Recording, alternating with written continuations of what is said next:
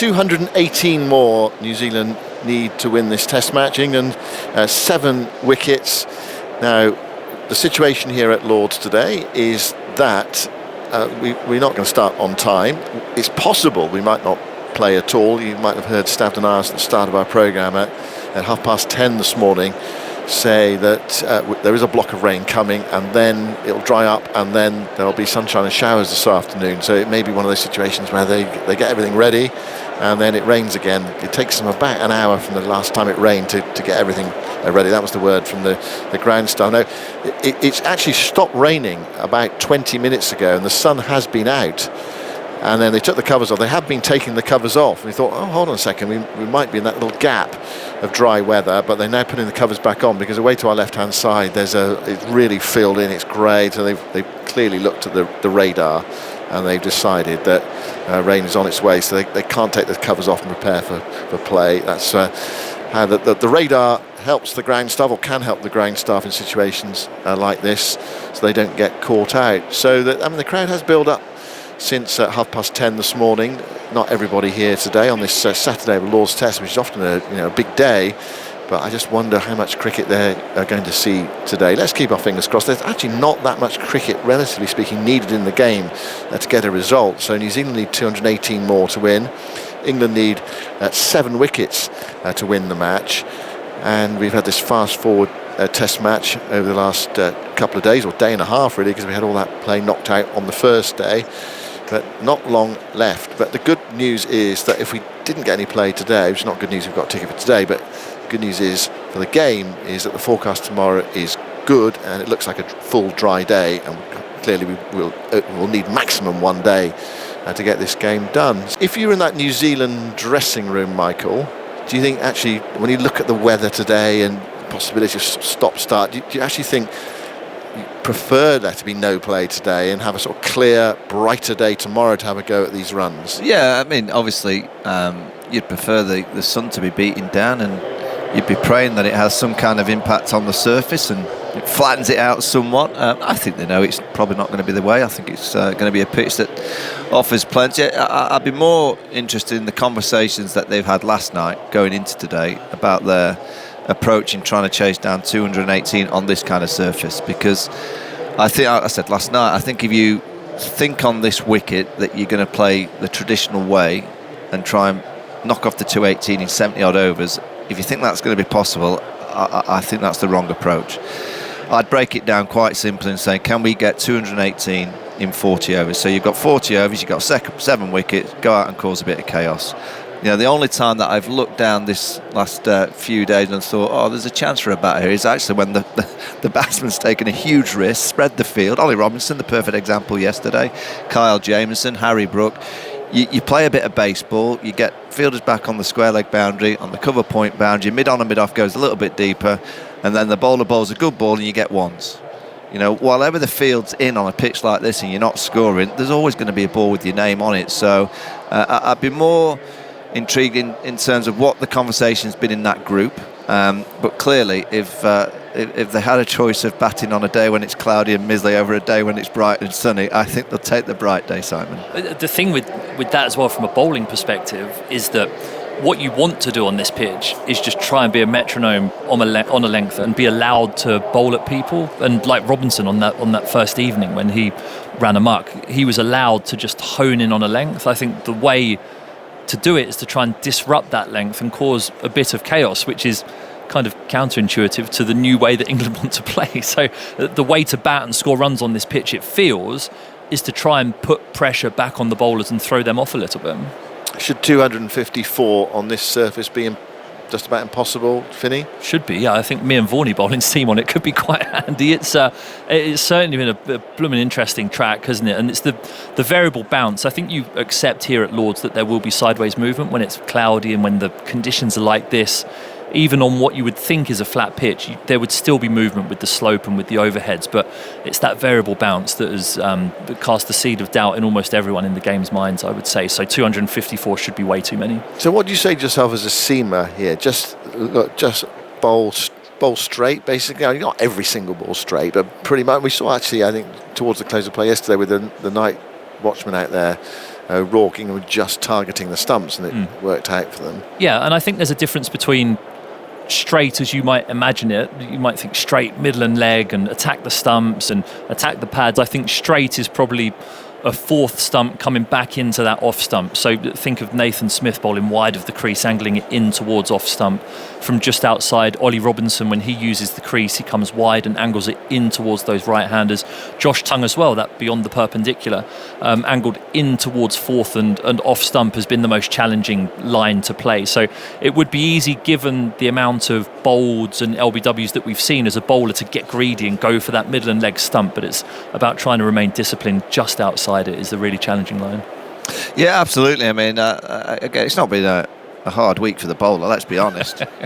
You just rock up, land it on the length, and the pitch does the rest. It's so often over the years, and I guess in T20 cricket recent times, we've complained a bit about the pitches just being all in favour of the batter. Well, the first test of the summer, it's all been in favour of the bowler, which it's not been great for Lords, but I've actually found it quite interesting. It's not been a nice week to wait on that balcony, I'm sure, with your pads on, looking at one or two of the deliveries, and you're seeing a P roller for Jacob Bethley. You're seeing world class players like Joe Root and Kane Williamson struggle, so you're waiting to bat, going, how am I going to do on that kind of surface? But every now and again, I'm not saying that you'd want a pitch like this often, and I think it's a bad look for the home of cricket, but I have found it quite interesting. Yeah, well, I mean, low-scoring games can be some of the best, actually. What is the best sort of type of cricket match or test match or first-class game? Is it where, say, the first thing scores are around about 300, 320, something like that? We were actually chatting yesterday, weren't we, but just about the pitch and what the ground staff can do here, and thinking back to old Lords pitches. And I don't want to turn into one of those guys who's like, oh, back in my day the wickets were brilliant and great cricket wickets, but what I think you want for a test match pitch is one that allows the batters to trust the bounce for the first 2.5, 3 days, so that if you bowl well, that there's carry in the pitch, so if you find the edge, you're rewarded for finding that edge. And if you bowl badly, you do get punished. But then as the game wears on, as you get into late on day 3, day 4, and in particular day 5, you're looking at spin, you're looking at variable bounce, you're looking at a bit of reverse swing maybe. For me, is the perfect course of a test match to finish somewhere in the middle of the 5th day, having been a relatively even contest. Yeah, I totally agree. I mean, look, England's last 6 test matches, including this one, you go back to Perth, how many overs of spin were bowled in Perth? Did Nathan Lyon bowl a couple when he got his injury? You go to Melbourne, I don't think we had over a spin in Melbourne. And I have to say, Shoaib Bashir gets the ball here, England are in trouble. So 3 test matches, 50% of the last 6. We haven't seen any overs bowled by the spinner. I think that's very sad for test match cricket. Look, you don't want Rhodes, you don't want 550, play 500. But I think that score around 300, 350 in the first, you've had to play well as a batter and you've had to earn the right as a bowler. I think that's where the balance is. But you do, if we get into a stage in test match cricket where we're really starting to think that the only spinners that we're going to pick are those spinners that bat, I think test match cricket's on a little bit of a slippery slope. And to be fair to Lords, I mean, there was a cracking test match here last year where we did have first innings scores, I think, with 387, played 387, played 190, played 170. So in a way, that's kind of the pitch you were talking about, Finney. Yeah, and I think here that the curious thing about this week has been, or for the ground staff in trying to produce the pitch, is that last week we had 35 degrees, so I would imagine they've had to water that track loads, try and keep it covered because of the heat. You don't want it to overbake underneath. But then it's almost just turned on a knife edge, hasn't it? And this week has been the complete opposite. It's hammered it down for 3 days straight, and then they'll be desperately trying to get firmness and heat into it. And it's that firmness, I think, and the softness underneath with the layer of grass on top that Carl leaves on it, I think leads to the ball darting around and the variable bounce that we've seen here. You have just switched on. There was a dry patch for about 20 minutes or so. They began to take the covers off. That was from about 20 to 11 till 11 o'clock-ish. And then it's filled in, and that rain that they thought was coming has arrived. It's not particularly heavy. It's a drizzle at the moment, so the covers are on. Prospects play today, questionable, I would say, at the moment, just having a look at the forecast. But we'll chatter away, we'll keep you entertained. Zoltz, you've got something for us? Well, just on that lack of spin, if Bashir doesn't bowl in the rest of this game, it will be only the third test in England ever without a single over of spin. The last was the Headingley Test of 1988 between England and West Indies. Chris Cowdrey's one game as England captain, and the other was the first test of the 1981 Ashes series that ended with Ian Botham having captained the first two tests, turning things around for England and winning the Ashes spectacularly. So, very rare. And Michael said we had similar in Australia. I think it might have been the first ever test in Australia with not a single ball of spin bowled from memory. I just think you go back to the MCG. I think of all the tests around the world that would get more eyeballs on it, I think an MCG Boxing Day test is probably one, and I think the home of cricket here at Lords. And to think that we had a 2-day game in Melbourne and probably in overs, a 2-day game here at Lords, it's not acceptable. Two players made half centuries in this match, but basically they kind of made them over. This is a rough approximation. They made them over 3 innings in a way, because Harry Brook was dropped twice on its way to 56. Emilio Gay was out on 24, but New Zealand did not review the not-out decision, and he also nicked one when he was on 20, just past Daryl Mitchell at slip. You kind of it's one of those you'd probably expect Mitchell to catch it, but he was a bit narrow with the keeper just gone up to the stumps. Anyway, it's been, in a way, a really memorable match for Emilio Gay. You make your test debut at the home of cricket, and at the moment he's made the top score in the game. He made 57 yesterday, so an excellent day for him. And after play, he spoke to Alison Mitchell. Emilio, a half century on your test debut, congratulations. How hard did you have to work for those runs on this pitch? Yeah, obviously a tough day. I think, pitch had its demands, and I think that's the beauty of test cricket, I guess, is like the challenges that it brings. I think the most important thing was just trying to embrace it and see it as an opportunity. I think when it's a low scoring game, 20 partnerships and little bits of momentum there are massive. So I had to work hard with the new ball, but I think against an attack that New Zealand have to offer with the skill they bring, it's always going to be tough. So I think it was nice to get a 50 partnership there with Ducky, both Northampton boys, so that was good. And really, really happy, and hopefully we can put some pressure on tomorrow. You've experienced all sorts of roller coasters across this brief 2 days so far. What was it like in the dressing room when the wickets tumbled after you were dismissed? Yeah, I think naturally games ebb and flow. I think obviously seeing Rooty get out, and after me, I was kicking myself a little bit, Rooty and Brookie getting out, because the conditions were probably perfect for a set batter. So I was slightly disappointed with that. But yeah, I thought the way Jamie Smudge and Robbo put that partnership together, that was massive. I think, like I said, the small partnerships were huge, and that partnership there and that shift of momentum with Smudge coming back in really put us back in the driving seat. I think it's naturally obviously new to the dressing room, but such a relaxed dressing room. There's that calmness and confidence that the next man will come in and do the job. So it was calm and relaxed, and we managed to put a score together in the end, and 3 wickets tonight, we're in the driving seat. Yeah, to get the wicket of Kane Williamson and the night watchman, I suppose a bonus on top, but how big to get Kane? Oh, massive, yeah. I mean, I was at short leg just trying to soak it all in. Kane Williamson, one of my heroes growing up, batting there, and the crowd getting behind us, all of that was brilliant. It's a massive wicket, again, just late in the night, and then getting the night watchman there. I mean, tomorrow morning, if he plays a few shots, it'll be frustrating. So, yeah, Tungy and the rest of the lads there were brilliant. Robbo with the new ball. Just can't wait to get out there tomorrow, really.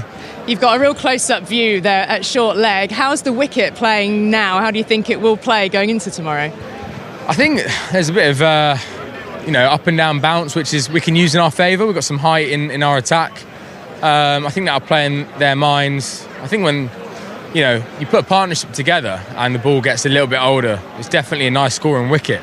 It's just every other ball, if you put it in the right area, may, like we've seen with the bounce, go up. A couple may go slightly lower, but that's a skill in itself to get the most out of that wicket, and I think we've got the bowlers to do that. I think tomorrow will be similar to today. I don't know what the weather's like. If there's some overcast conditions, then that's great for us, but if not, it's about being patient and then taking our chances, and that was probably the best thing about being at short leg day one, was taking that catch. It was as easy as it comes, but it felt like it was in the air for 2 days. So hopefully we can use the conditions to our advantage tomorrow. Have you done much at short leg in your career? No, not really. At Durham, I've not done a lot, but at Northants a few years ago I did a little bit. But Baz and Stokesy said about doing short leg, and I wasn't going to say no, so I had to do it. So, I've really enjoyed it. It's been good.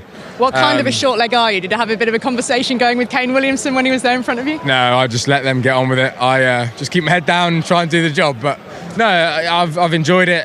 I think with spin it's a bit different if they're sweeping, but against the seamers it's quite fun in there. I'm enjoying it.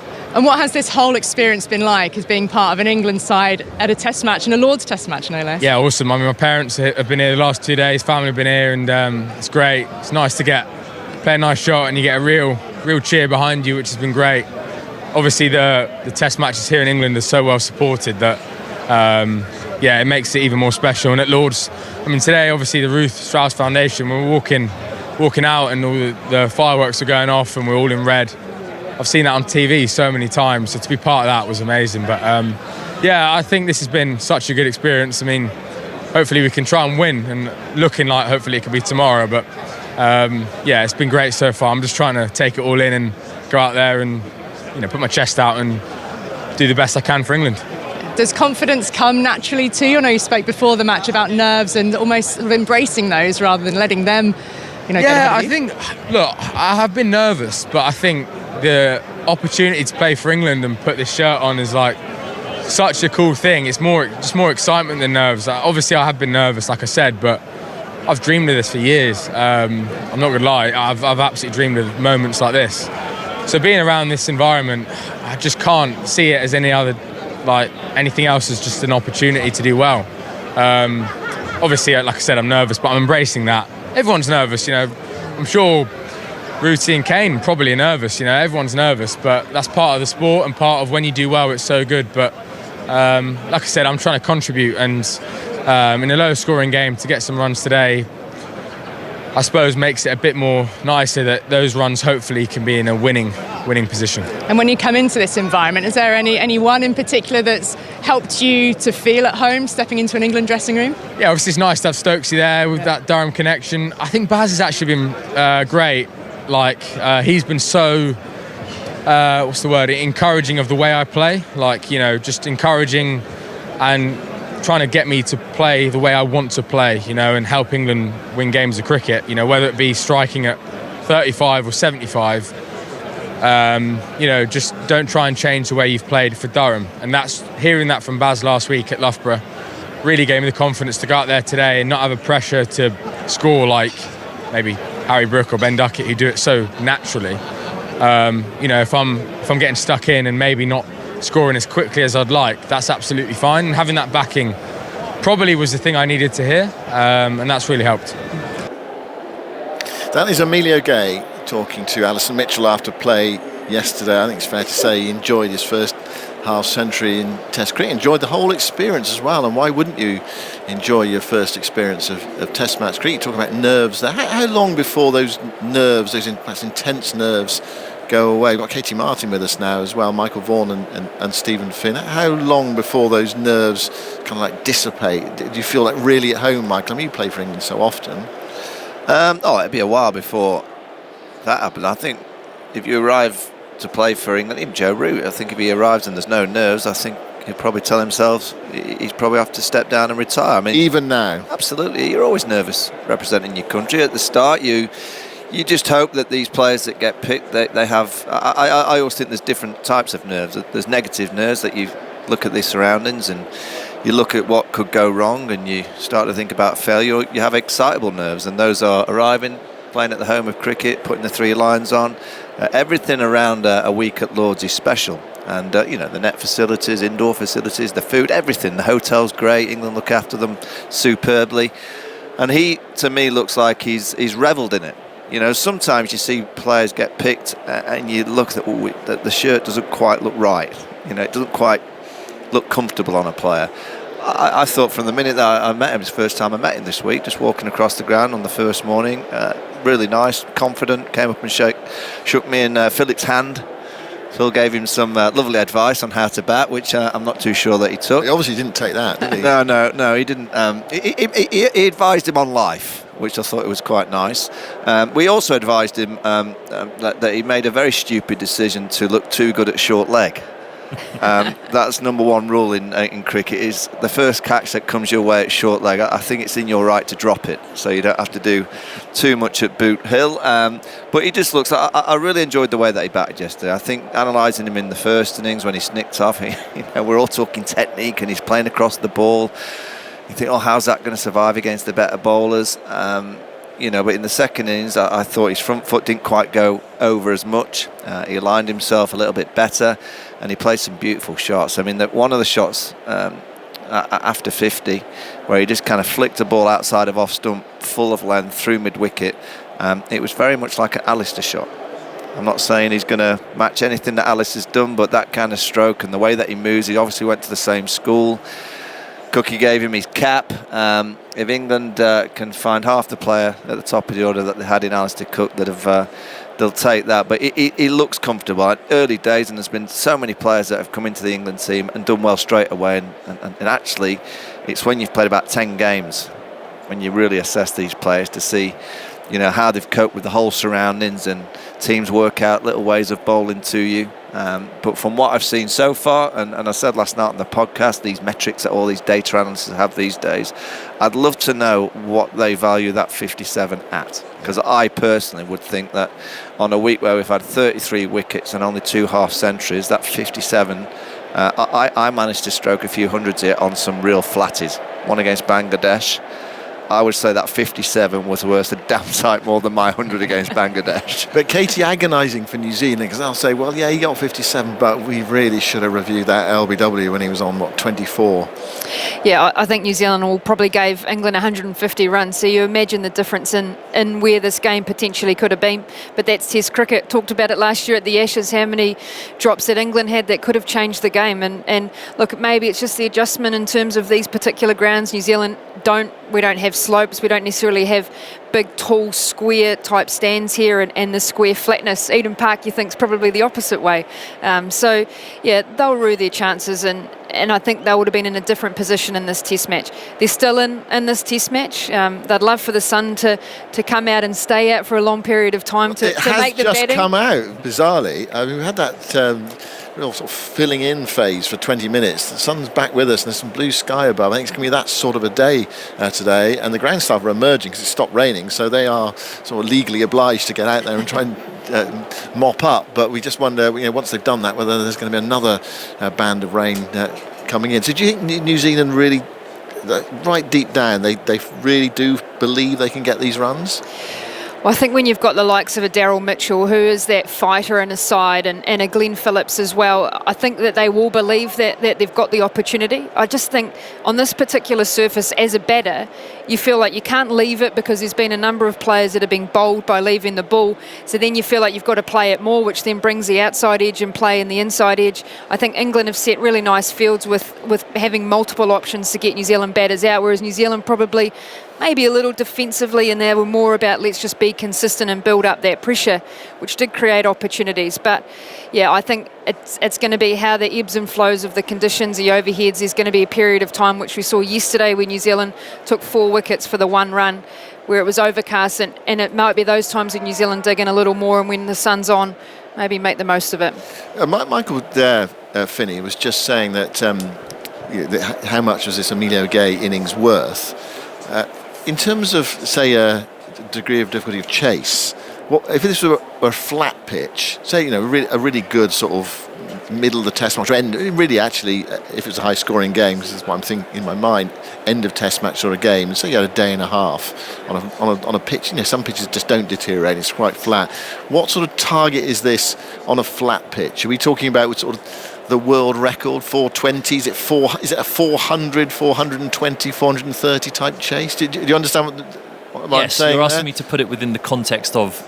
It's a flat pitch of chase. And it would be on the high end towards the top end of world record chases, I think. To me, it just looks as though batters can't trust the bounce or the movement, therefore scoring runs is just incredibly difficult. And I think as a bowler, you're game plan is so simple because you just have to bowl back of a length or on a good length around off stump, and you know that there's going to be enough there to keep you in the game if you're disciplined enough with that. So yeah, in answer to your question, if this were a flat wicket, we'd be looking at world record. World record. Yeah, The world I record. think it is an unbelievably challenging chase. The metrics of chases have changed, haven't they, within the last 4 years? Because it wasn't that long ago that England shut up shop against New Zealand. I think was it New Zealand? That it test was match here. where, 5 years ago. where you just think, well, now you just go for it. You just do it. So I think that has changed slightly in the last 4 years, but still very challenging.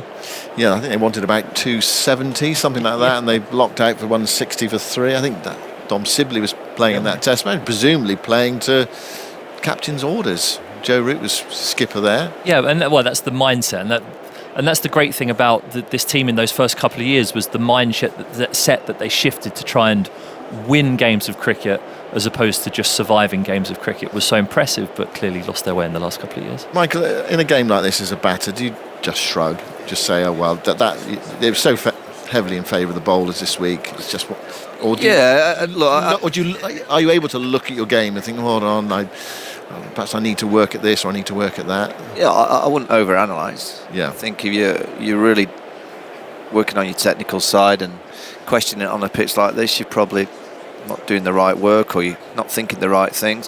One thing I will say is I actually thought Ben Stokes got a ball yesterday that he could have played, but he looked down at the pitch as if it did also. He didn't do a great deal, and I think sometimes as a batter you can get yourself in such a negative mindset that you get out and you say, oh, it's the pitch. Well, actual fact, I think he could have played that ball.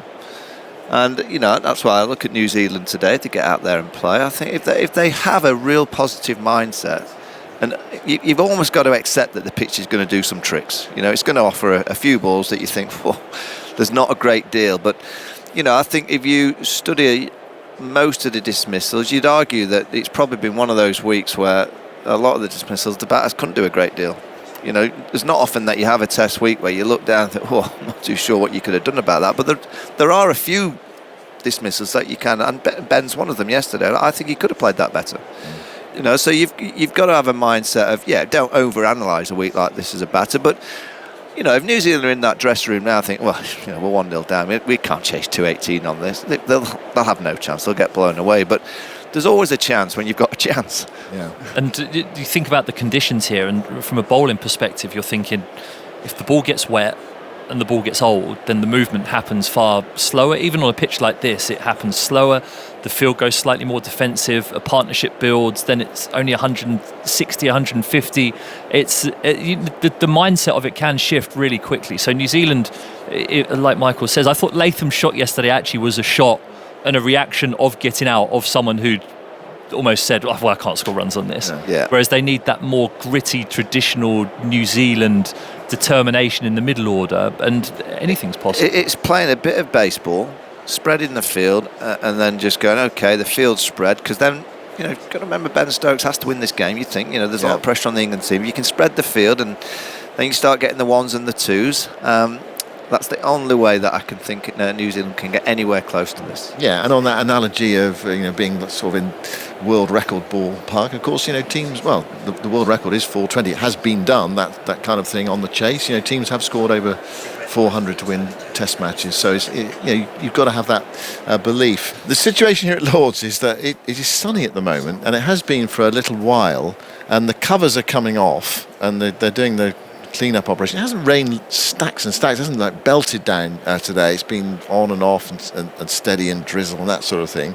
But they're actually going to take lunch at 12:20, which means, I'll just do the calculation, which means there can be no play before 1:05. So, anyway. My weather expert, Mr. Agnew, has he thinks at 1 o'clock it could be coming down. And right. On my map, it's kind of coming up from the... What's it coming up from the southwest? It's kind of coming up. Looks a bit wet from around 1, so maybe 12:20 lunch, knowing that there's a bit more to come. Yeah, so it's like an intensely pragmatic decision they've taken. Basically, is it? That I think that they feel there is more rain. I mean, you look at it at the moment, you think, well, could they start and play for? It dries so quick. I mean, you could do. I think you could do. Do you know in T20 cricket, guess what would happen? They get out there and play. They'll be playing in 20 minutes, so they get fed, don't they, players? I think so. Yeah, exactly. So I'm just saying, in a white ball game, this game will be starting at 20 past, 12:30. Yeah. Why in Test cricket do we always wait? Maybe Well- it's the Lord's lunch. Could be. I suspect England will be thinking, oh, do we really want to get out there? We don't want a wet ball, for example. That might be one thing. But it shouldn't be down to England. It's not. I know down it's to the not. I know umpires. it's not. But they'd probably be thinking, oh, and perhaps the umpire. They might. The thing is, if you were England captain or England coach, you'd be getting wouldn't you be getting the umpire say, well, are you sure, umps? It's going to be a bit wet if it goes. I've played with coaches who would be doing that. Exactly. I've never seen someone run. The quickest I ever saw Andy Flower run was when he needed to run to the match referee's room. Exactly. He was a regular, wasn't he? He went in there. Yeah. You knew that you'd hear the door slam and then he'd be sprinting up to the match referee's office. Would Yes. have loved 3 extra balls last night, though, in those 3 minutes. Oh. Imagine that. Well, that's coming in, isn't it? When's that coming? That rule of finishing the over. Well, Zolt's saying October, because we had that ridiculous situation last night where it was kind of on the cusp, 2 minutes, how much was left, and they came off. And you think, actually, you want the drama, don't you? Yeah. You want the drama of a batter going out there to face 2 balls. I mean, the bowlers created that. You should reward them. Anyway, The bowlers definitely haven't been rewarded enough this week. it's taken them a long time to come to that view, but I always thought coming off with a few balls left with wicket falls in the last day was one of cricket's more ridiculous regulations or laws. Agreed. How flat's the next wicket going to be prepared? Yeah, it's going to be a CEO's pitch, isn't it? The Oval. Yeah, I'm just looking down at the pitch. It looks absolutely glorious. It's a batting 3 time now, minutes isn't past it? 12, and we're certainly not going to see any cricket till at least 1 o'clock. Yeah, it does seem strange, doesn't it? My man, look at the results. He hates this. Look, he's looking down. Get him out there. Well, if you've got a ticket for Lord's Day, you're probably thinking the same thing. Are people standing up and probably actually feeling the heat of the sun on their faces? Well, we're in You can't tell me that this wouldn't be mid-June. right at 12:30. No, but it'd be bone dry. The drainage here is so good. And you'd imagine the MCC would be there banging on the match referee's door saying, let's get out there and try and get 30 overs played. I've always said in cricket that in T20 cricket we do everything we possibly can to get out there, and in Test match cricket we do everything we possibly can to not play.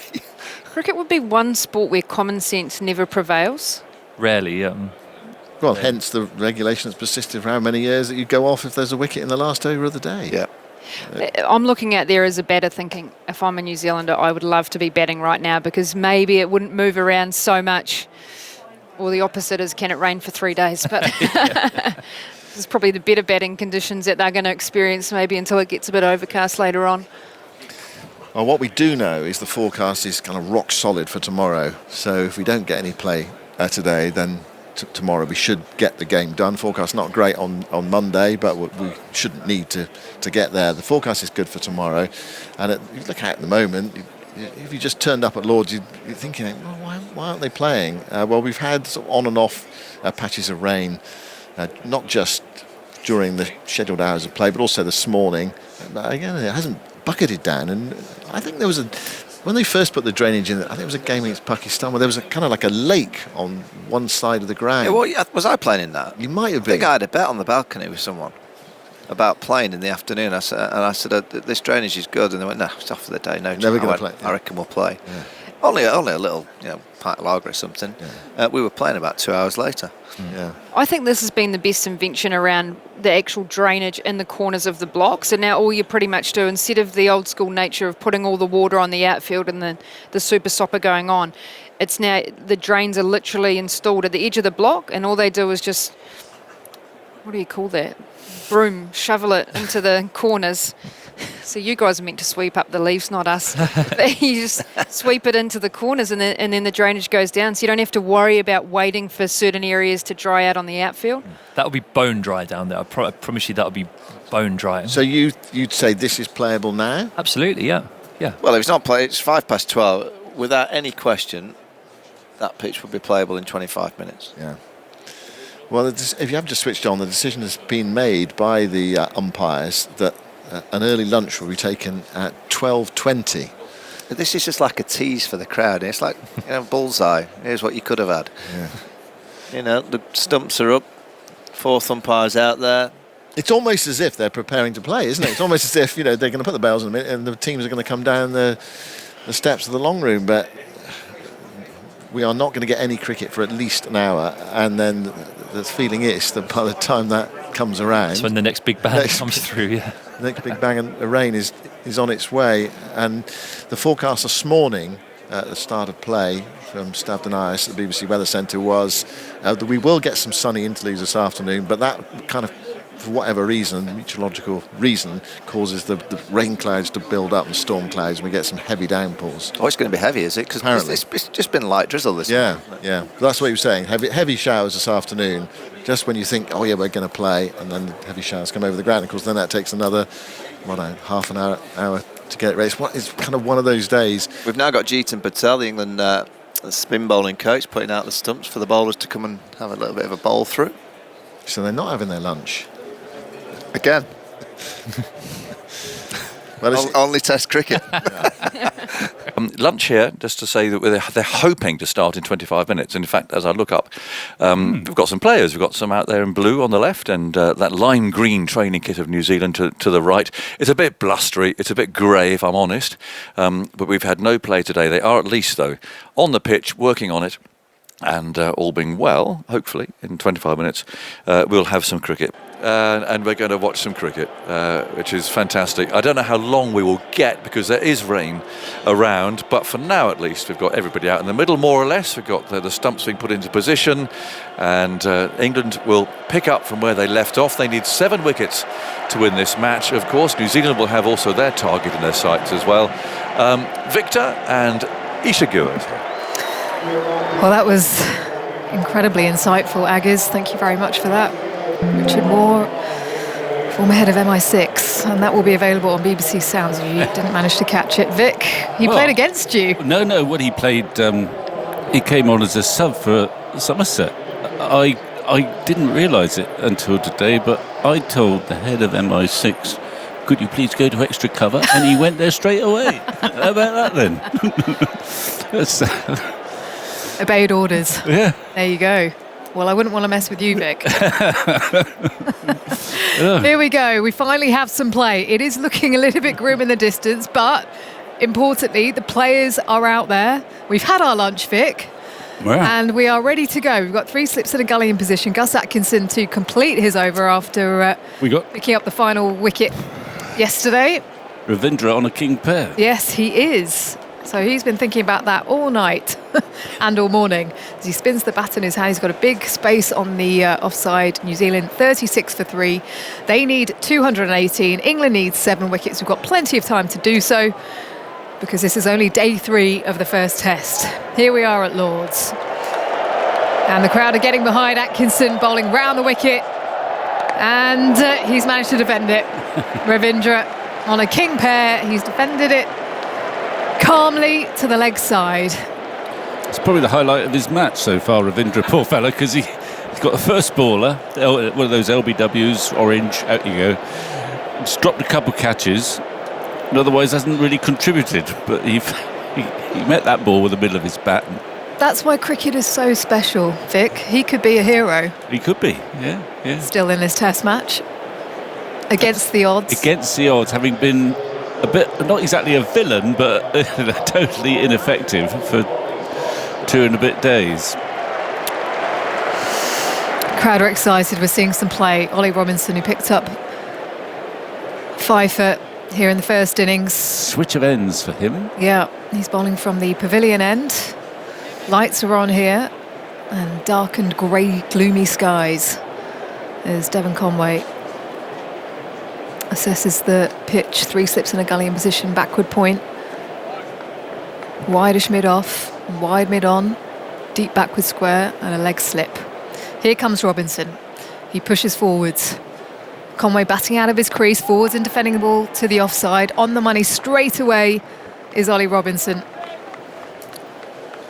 Targeting the stumps, aiming for the top of off. It's what he did so very well in the first innings. Yeah, he's makes bowling look very simple when he's on song. It's just got a lovely rhythm. And in that first innings,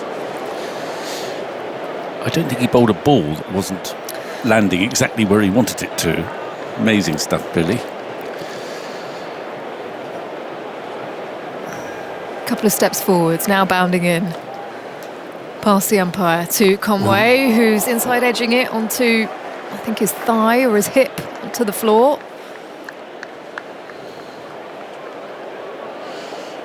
Leaning forwards to try and defend the ball.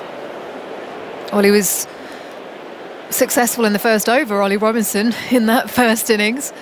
And it was interesting to speak to him after play that day, because he said it's the most nervous he's ever been at the top of his mark, more so than making his debut. Well, I think we want him to be very nervous more often. Arms pumping. Bowls again. Conway leaves in the channel. I mean, he may have been incredibly nervous, but he looked totally in control. It's a big moment coming back.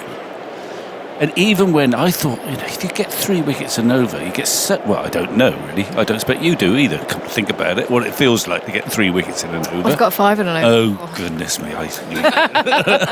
Okay, well I haven't. But there must be a temptation to get so overexcited that you kind of lose your control, I imagine. Conway forwards and fending the ball to the offside. They're pushing through for a single. Ravindra comes through. He was ready to go. And that might be how they approach it here today. It's not been the easiest wicket to bat on, so pushing it into the gaps and just ticking away at that score. 217 to win 37 for 3. I mean, I'm bound to ask, and I'm sure you don't want me to, but against whom did you get 5 wickets in an over? Well, I'm so glad you asked. well, you can wait to the end of the over, because I'm sure, there's a backstory here. 5 in an over. I'd love to say that it was playing for England. Though I know, I think we'd have known that. I can hack into the system and put it on there if you want. Yeah. Your Wikipedia entry is probably changing just at this very moment. But I do want to know the answer. Devon Conway at the non-striker. So that's beaten the edge of Ravindra. Another point has just been put in, and you can tell that he's feeling a bit nervy out there. Lovely delivery that just left him down the slope. Yeah, there's a hungry slip cordon there. 3 slips, a gully and a backward point, where a lot of catches seem to go in this match, curiously. But look at that, it's a perfect length. It's just probably left him a bit, but it's a tentative prod of a defensive shot.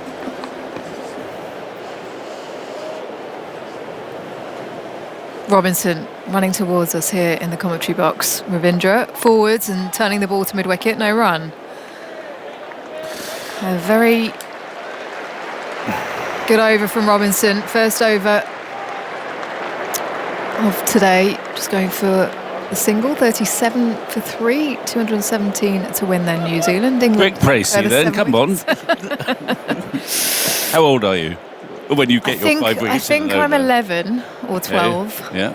But it's a boys' team, so I think it's under 12s. High Wycombe under 12s against Marlow Park. Yeah. They've showed up with 6 players because they don't want to forfeit the game, and apparently some of the other players finished the game in 1 over. We end up batting first. Right. And my dad shows up late because he's coming from work, and he's told that he has to go and score. So he's obviously very frustrated by this as Atkinson pushes away, bowling round the wicket to Devon Conway, who's driving back to the bowler. No run. And we score 200. And first over is bowled. It's a maiden. I then come on and bowl. Wicket first ball. Wicket second ball. Bowled. They were all bowled in LBW. Okay. I think the dot was the third ball. So you still got a hat. But I bowled out the team in an over, yes. So and that was the end of the game. That was the end of the game. And Dad was so excited he brought everyone around a Ribena as Conway defends to the offside. Well, thanks. No run. That's pretty amazing, that. But what was even more interesting was, obviously they made a song and dance out of it in the papers the next day. Maiden over, blah, blah, blah. And you said it was very pleasing. Well, they interviewed some of the parents of the opposition who made the excuse that the sun was in their eyes. Well, it must have been fairly low sun because I can't think, you were coming from. It's hardly Joel Garner in action when you were 11. Conway pushes at the ball tentatively as cover rushes around to collect it. No run. Gosh. LBW's out, you think? Were the LBW's out, do you think, or not? Yeah, definitely. Yeah, right. They always were, Vic. Well, that is incredible. Fluky. Well, no, because I mean, No, the sun was in they their were eyes. all Come on, of course. Well, oddly enough, this is a bit of a. It's not a non sequitur, but John Snow once got wickets here late in the evening when he realised the sun was in his eyes and he almost bowled lobs. This is John Snow, one of the great fast bowlers. Atkinson moves in. Conway lets it go in the channel. Mike Burley's talked to me. I think he was playing in the game. And Snow, who was not only a great fast bowler, but he was is a bright guy, suddenly worked out that from probably whether it's a nursery end, I don't know, sun low, if you kind of lobbed it up in the air, they just couldn't see it. Maybe that's what I was doing as well. No, you're 11 years old. You're not so guileful then. Booze. I'm not then. Booze reverberating around the ground because we're getting some rain come through here again. It has been sweeping through all morning. The players are rushing off. And I really hope that's not all the play we're going to get today.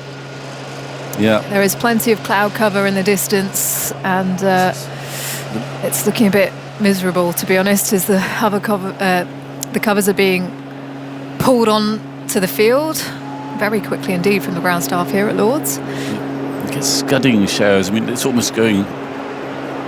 The rain's almost horizontal, but not quite. But still a lot of breeze around, which will move the clouds along. But I don't know how many more clouds there are yet to come. I think it's New Zealand session. Yeah, survival. 37 for 3. Yeah. Robinson just the one over, and Atkinson, well, he didn't really get through too many. So Conway will resume on 13. Ravindra, success for him that he was able to get off a king pair. Umbrellas going up around the ground here at Lord's as the hover cover has now been neatly positioned over the pitch. And it is looking quite dark and grim in the distance over towards Maida Vale. Although I can see a bright patch over, maybe that's quite positive from me, Vic. Yeah, well done. I can see where that aeroplane is. Yes. It's a tiny little It's light patch. grey. And it does change incredibly quickly at the moment because the wind is strong. That's the only good bit of news. And it's also not torrential at the moment. It's sort of scudding shower. It's quite difficult now for the spectators because, I mean, Lord's is incredibly well appointed, but you are subject to a lot of open spaces in the stand where if it rains, you get wet. Yeah, you're exposed. And you've got to try and find cover. Out come the green tarpaulins.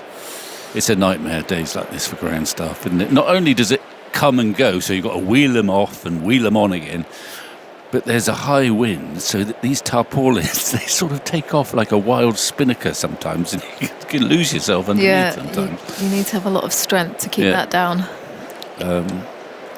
But the rain, as I say, is not torrential. If it were to stop, especially with this drainage, it's just a question of making sure the ball's not getting too wet. No. Yep. Did we disturb your lunch? Well, no. We was just enthralled by those 11 deliveries. I was on the edge of my seat. Yeah, it would have been handy if they could have got 7 out of those 11, but it wasn't to be. Ravindra will be happy. He's off a king. Yeah. He's still on a pair, though. Well, he's still on a... without wanting to be too gloomy about it. Yes, and I'm sure... I wonder if do the boys still remind them that you're on a king and on a pair? They must. I think so, yeah. I would have thought so, wouldn't you? Yeah. I'm sure. Even you, Tuffers, even a genial fellow like you, if you had the ball in your hand, you had a new batsman on a king pair, I think you would make some reference to it. Yes. Some clever reference. Perhaps, yeah. Yeah, no one likes a kingy. Yeah, both tarpaulins Have you got a on king the field now. I don't think I have, no. I'm surprised by that. Well, thanks very much. At number 11, you've always got to get out sometimes. Yes, there you go, not out. Not that I've talked to him about this very often, but I covered a Middlesex, a sort of mundane Middlesex versus Worcestershire was here. Saturday for the Observer. Yes. scrambling around for some sort of intro. And who came to my rescue? Yeah. Tufnell, career best, was it? 67 not out. 67 not out. Yeah. Swatting, I can't remember which bowlers, lots of Worcestershire bowlers. Yes, Mostly on the internationals. offside, if I remember. Yes, a lot on the offside. Internationals, Tom Moody, Yeah. Richard Illingworth, Sherrier. Sherrier, quite Yeah. nippy, he was, yeah. Decent. Lampit, I think, was another one. I mean, not quite so quick. People, no. People still come up to me, you know. And ask you, well, I haven't forgotten it. No, It I know. must have been about 25 years ago, 30 probably. They come up to me still and go, Phil, I was there. Yeah, I was there. And it got me an intro. Whether I use the phrase that you have to use now, cleverly making room for himself. Absolutely. I could have been the So you weren't doing that. Ravanchi, clearing the front leg. Yes, Making room. You weren't doing that just to get out of the way of the ball. No? Okay. Sometimes it does. Oh, hello. Oh, there's a cheer. Oh. As tarpaulins are coming off. Yep, they are. So maybe you were right. It has stopped. This has been quite a session for me because I've heard about Isha's 5 wickets in and over at the age of 11. Oh, I say. And I've also referenced the Tufnell magic hour. And it was barely an hour because he didn't hang around, you know. No. Do you want? Everything must go. Do you want us to talk about you now, Vic? No. Yes. What was your favourite moment in cricket? I could talk you through my king pair, but it won't take very long. Did you have a kingy? Yeah, I did, actually. Oh, who got you? Well, I was a student. It was Oxford University. I was respectably dismissed in the first innings by someone called Bob Cotton, who's... Oh, I know. Bobby was my bowling coach. Was he? Yeah, well, he played for England, actually. Very good. Seymour Off-Cutter, clever bowler. Yes. Second innings, Go on. LBW bowled Larkins, which is What, Wayne? Yes, who bowled little occasional against the students away swings. Oh. It was a bit of a nadir, really. Yeah. God bless him, Ned. Yeah, Great he was a better batsman than bowler, and more exciting. But anyway, that's enough of that. Yep. The umpires have appeared. Yeah, They've, the covers stole- have disappeared, Yeah. apart from the hover cover. The umpires are coming out with all their kit on. Yes. I mean, you know, with the appropriate umpiring kit, I meant. You can usually tell with umpires if they want to see some play, and they're striding out with purpose, aren't they? Well, they won't need to put a rope round or anything. It's virtually been a minute, hasn't it? Yeah, they look ready to go, don't they? Come on. Well, the umpires look ready to go. They're having a chat with their number 3 or 4. Wouldn't it be great if they all just came out and said, right, come on, get the covers off, Get come those on. stumps in, let's get going. Yes, they'd get a huge round of applause, you know. I expect England might be stroppy if that happened because they don't want the ball to get wet. Well, You no, never you're want right. it to get wet. No, you're right. But everything gets soaked up so quickly here. Yeah, it does indeed. I think that might be one of the reasons, you know, why the pitches haven't been so good.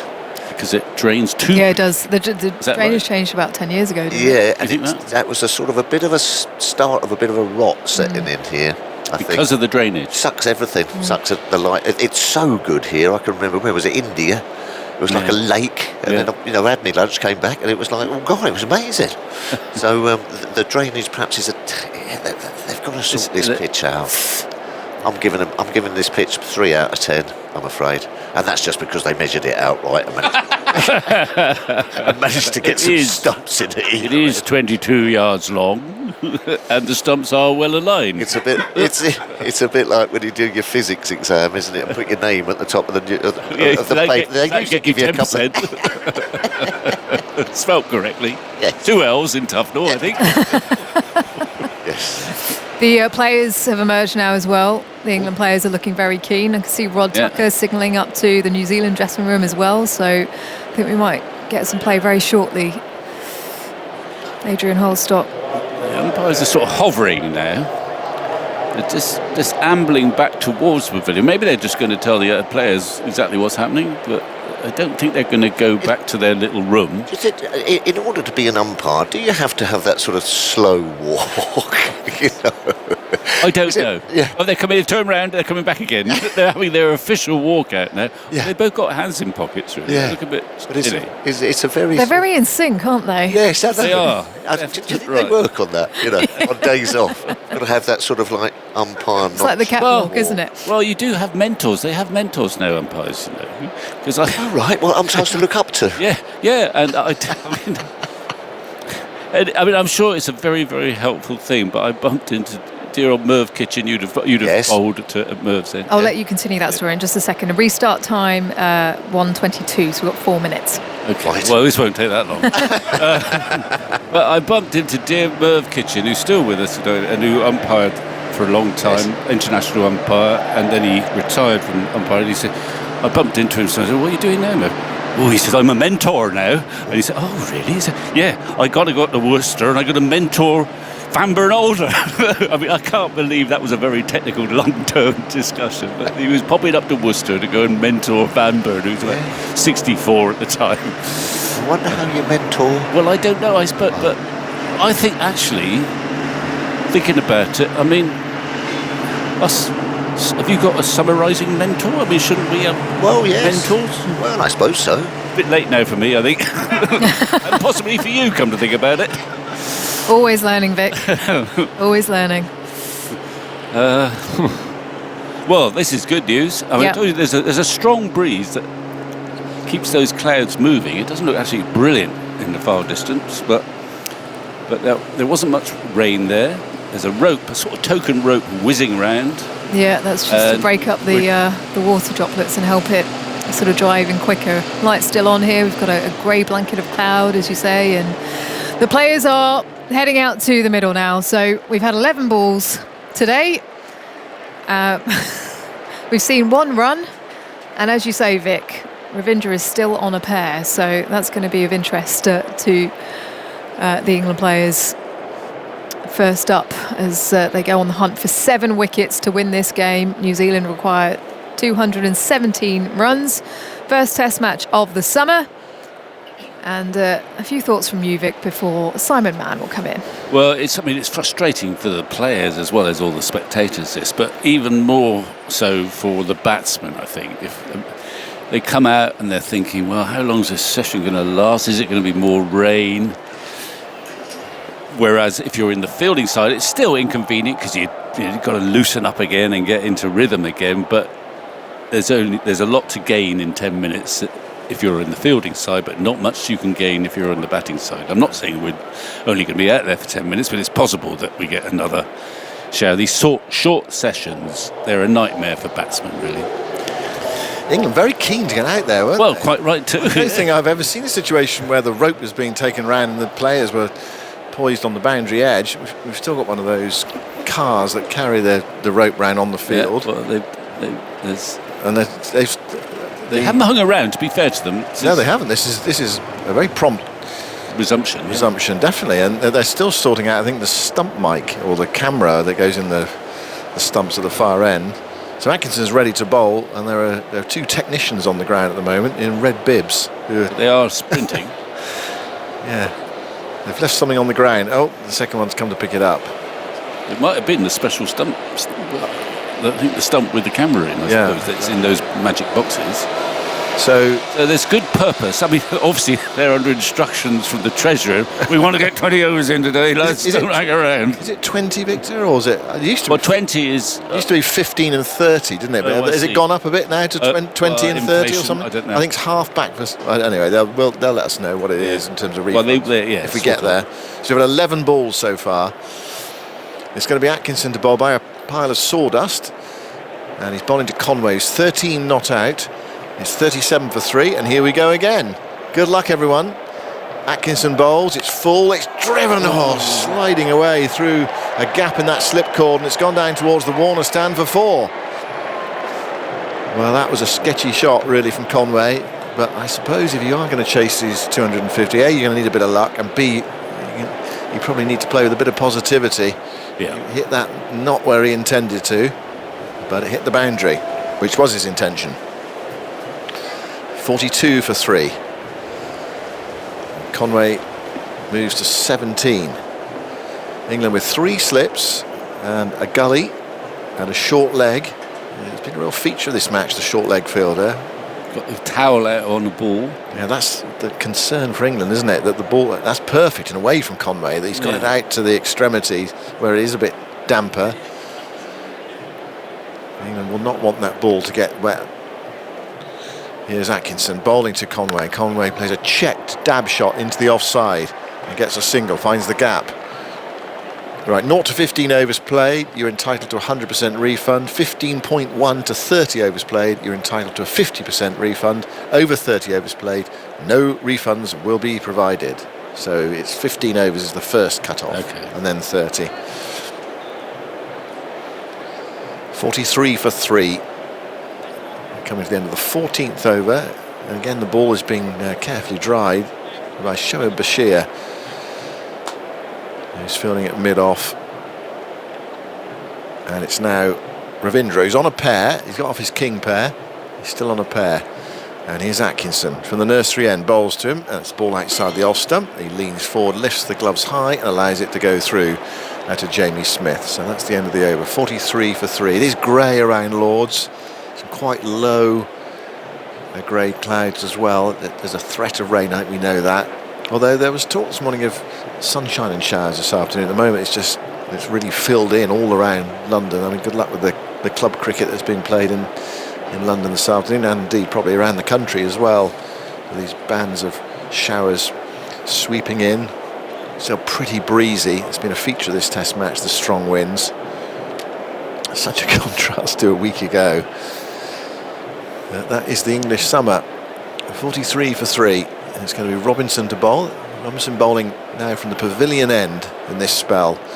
Moves into bowl to Conway, and Conway plays a fiddly defensive push into the offside, off for a quick single and safely gathered as well. Nothing England can do about that as Bashir comes in from mid-off. 44 for 3. Because one of those wickets is a tail ender, Will O'Rourke. And England, New Zealand do back quite deep. Yeah. When Henry's not the worst, he'll be coming at number 11. Well, Henry was very restricted when he came out in the first innings. He could barely move it seemed. Yeah. He didn't try and play any aggressive shots. Usually he's a uncomplicated swinger of the willow. But you're right, Jamieson come back. Here's Robinson bowling and Ravindra playing towards square cover. England have plugged that gap now, that dab gap on the offside, which New Zealand were looking to exploit. They've taken the short leg out and put him to the other side. So that one went straight to Emilio Gay. But I think they want to keep Ravindra on board.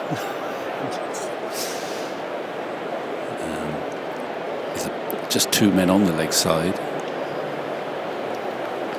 Yeah, I mean, naturally here, Robinson bowling around the wicket, you'd think it would obviously come in, but actually kind of what he's looking to do is pitch on off in and then move away down the slope, or just hold its line. Here's Robinson bowling to Ravindra, who's forward again, playing it to Gay, square with the wicket on the offside, and there is no run. Ravindra, we've seen in both Test cricket and white ball cricket, is a bit of a dasher. Circumspect so far, he's only faced 6 balls, and this is a tight situation that New Zealand find themselves in. At 44 for 3, England will be saying, well, 7 balls. New Zealand, a lot of balls to win this game from here. England 7 balls away.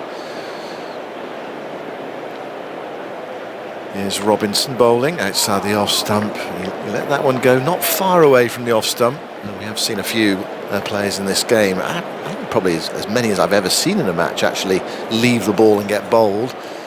You see it happen from time to time. Yeah. Gat used to do it a bit, didn't he? He did it to Malcolm Marshall once or twice, I remember. Yeah. It might have been LBW or possibly bowled. Yeah. I think is it 3 in the game who've left it and hit the stumps from memory. I mean, Smith's done it. I think both Smiths have done it, haven't they? Yeah, Nathan Smith did. Certainly Jamie Smith in the first innings. Here's Robinson bowling. That one bounces more than Ravindra would have expected. He left that Didn't flick anything on the way through. Yeah, I think he managed to get everything out of the way just about in time, and immediately comes down the pitch to have a look at. And there's the uneven bounce. because that did bounce more than he would have expected. Who was the other one, Zoltz? Daryl Mitchell. Daryl Mitchell, yeah. In the first innings, bowled by Robinson for 12. No shot. So 3 players leaving them in this game and being cleaned up. Strong offside field then. 3 slips a gully, 3 saving one on the offside. A mid-on and a deep backward square leg. Robinson bowls to Ravindra outside the off stump in the channel. Wide enough for Ravindra to leave safely that time. Less likely to happen with Ben Duckett then. I can't remember him getting out, leaving the ball. He probably, perhaps he has, but there is that stat about Duckett of established openers leaving fewer balls than anyone else in the history of the game. But that will keep changing, and I'm sure Andy will let us know if that stat changes. But I love it; it's a lovely stat. We did see him. Leave. We left the first 2 balls of this test, 3 of the first 4, I think 6 of his first 20. In Australia, he left about 9% of deliveries, which is way below the kind of prevailing average for openers. But prior to that in his career, it had been about 2%. Atkinson bowls to Conway. Conway stabs at that ball outside the off stump. Again, it seems to climb on its way through to Smith. He misses it, which is fine as far as he's concerned. That's a ball gone. Try and forget about it, however hard that is. Zipped through that one, it did. Yeah, it bounced down, left him. I mean, that just shows, you'd think the degree of difficulty ahead for New Zealand here. I think we all know that from watching the 2 days of the match. 254 doesn't sound a big target by modern standards. It probably did a bit more in your day, Vic, didn't it? You know, a chase of over 250 on 4th innings of a test match, way back when. That was a lot. Atkinson bowls. Conway stretches forward and leaves. It's collected by Smith.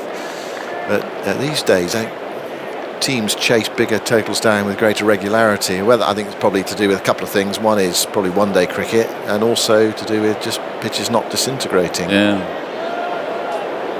I remember talking to Mike Atherton, not that long ago, but a while back. But I don't know, 10 or 15 years after he played as Epic, 118 in Johannesburg to save the game. Atkinson bowls to Conway outside the off stump, goes through low to Smith. Conway leaving. And he said, no one will ever do that again. And he wasn't being arrogant, but he played in innings that no one else will ever play.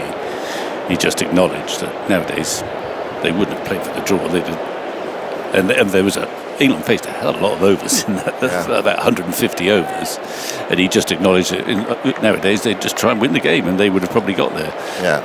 If they were able to stay in long enough, they would have got there. What was the equation? Well, about 150 overs he faced, I reckon, or 130 odd. You'll look it up. Results can look it up, and the target that South Africa set in England, 44 for 3. Atkinson bowls to Conway, a bit closer to off stump. Conway leaning forward and leaving it. Atkinson just moving his line over a fraction there, more towards the off stump. 44 for 3 as the wind buffets the trees around Lords.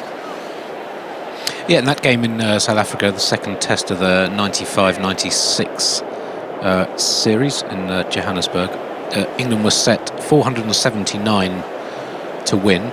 They batted for 165 overs. So, 3 and over. Three and over. Yeah. This is Atkinson bowling to Conway, and Conway plays at a ball that's straight that time, offering the full face of the bat. Even my arithmetic can cope with that. Roughly about 3 and over, isn't it? Atherton finished 185 not out from 492 balls in 10 hours and 43 minutes. Jack Russell 29 not out of 235. So England had been 232 for 5, with still 4.5 hours plus to go. What did they finish on? Finished 351 for 5. I mean, Jack went even slower than Mathers by a long way. Yeah. And foolishly, well, let's put it out. 2 steps and 2 gullies for Atkinson bowling to Conway. Conway gets one outside the off stump, lets it go, collected by Smith. It's the end of Atkinson's over. That felt like a maiden. It was. Atkinson 6 overs, 2 for 16. It's 44 for 3 in New Zealand. They need a further 210 to win the match. Foolishly, I was all full of superlatives that weekend about Atherton's innings, when obviously what I should have said, well, why didn't they get on with it and win the game? What was going on? It was inconceivable. They were No, I trying to know win it the wasn't. game, wasn't it? No one ever considered that No. possibility. No. Well, look, the other thing as well, I mean, even how many years later, 30 years later, 479 is still 59 more than the world record. Yeah. So, I mean, that just shows the degree of difficulty of that. But they had, in theory, they had the overs, didn't they? Yeah. But I think if they'd risked it, they probably would have lost. Can you imagine how there's blocking, Aggers and Jack blocking till the last hour and thought, actually, I think we can go for yeah, this we now. go for this now, shall we? Yeah. I think Although I do getting remember out. watching. Do you remember in Alistair Cook's debut at Nagpur? Were you there for that one? I was, yeah. When basically India batted out for a draw, were batting out for a draw. Then suddenly at tea time, and they're only three down, they suddenly had a quick hour of acceleration. Here's Josh Tongue into the attack, bowls outside the off stump. Nothing there from Ravindra, allows it to go through to Smith. And Tongue is also bowling with a heavy offside field with just two fielders on the leg So side. they just flirted for about an hour, having blocked for about 3 sessions or something like that. So hang on, we'll just go for this, and then lost a wicket or two, and it fizzled out. Yeah, it did fizzle out quite a lot. 'Cause I think they were still about 100 away from victory when the game ended. But you're right, it's the whole mindset of the game suddenly changed. Yeah. And you can see almost some panic out there from Yes. England. Hold on a So second. they're going for him. Yeah, I expect this. Yeah, a memorable drawn game, that one. Well, it was. Yeah, Alistair there were Cook making 3 100. England debutants. Yeah, in that match. Blackwell, Monty and Alistair. Yeah. 3 slips, 2 gullies. Josh Tongue bowling to Ravindra. Ravindra drives, nice looking shot. That's a glorious stroke down the ground. It's going up towards the long off boundary. Bashir's after it. Ball wins comfortably.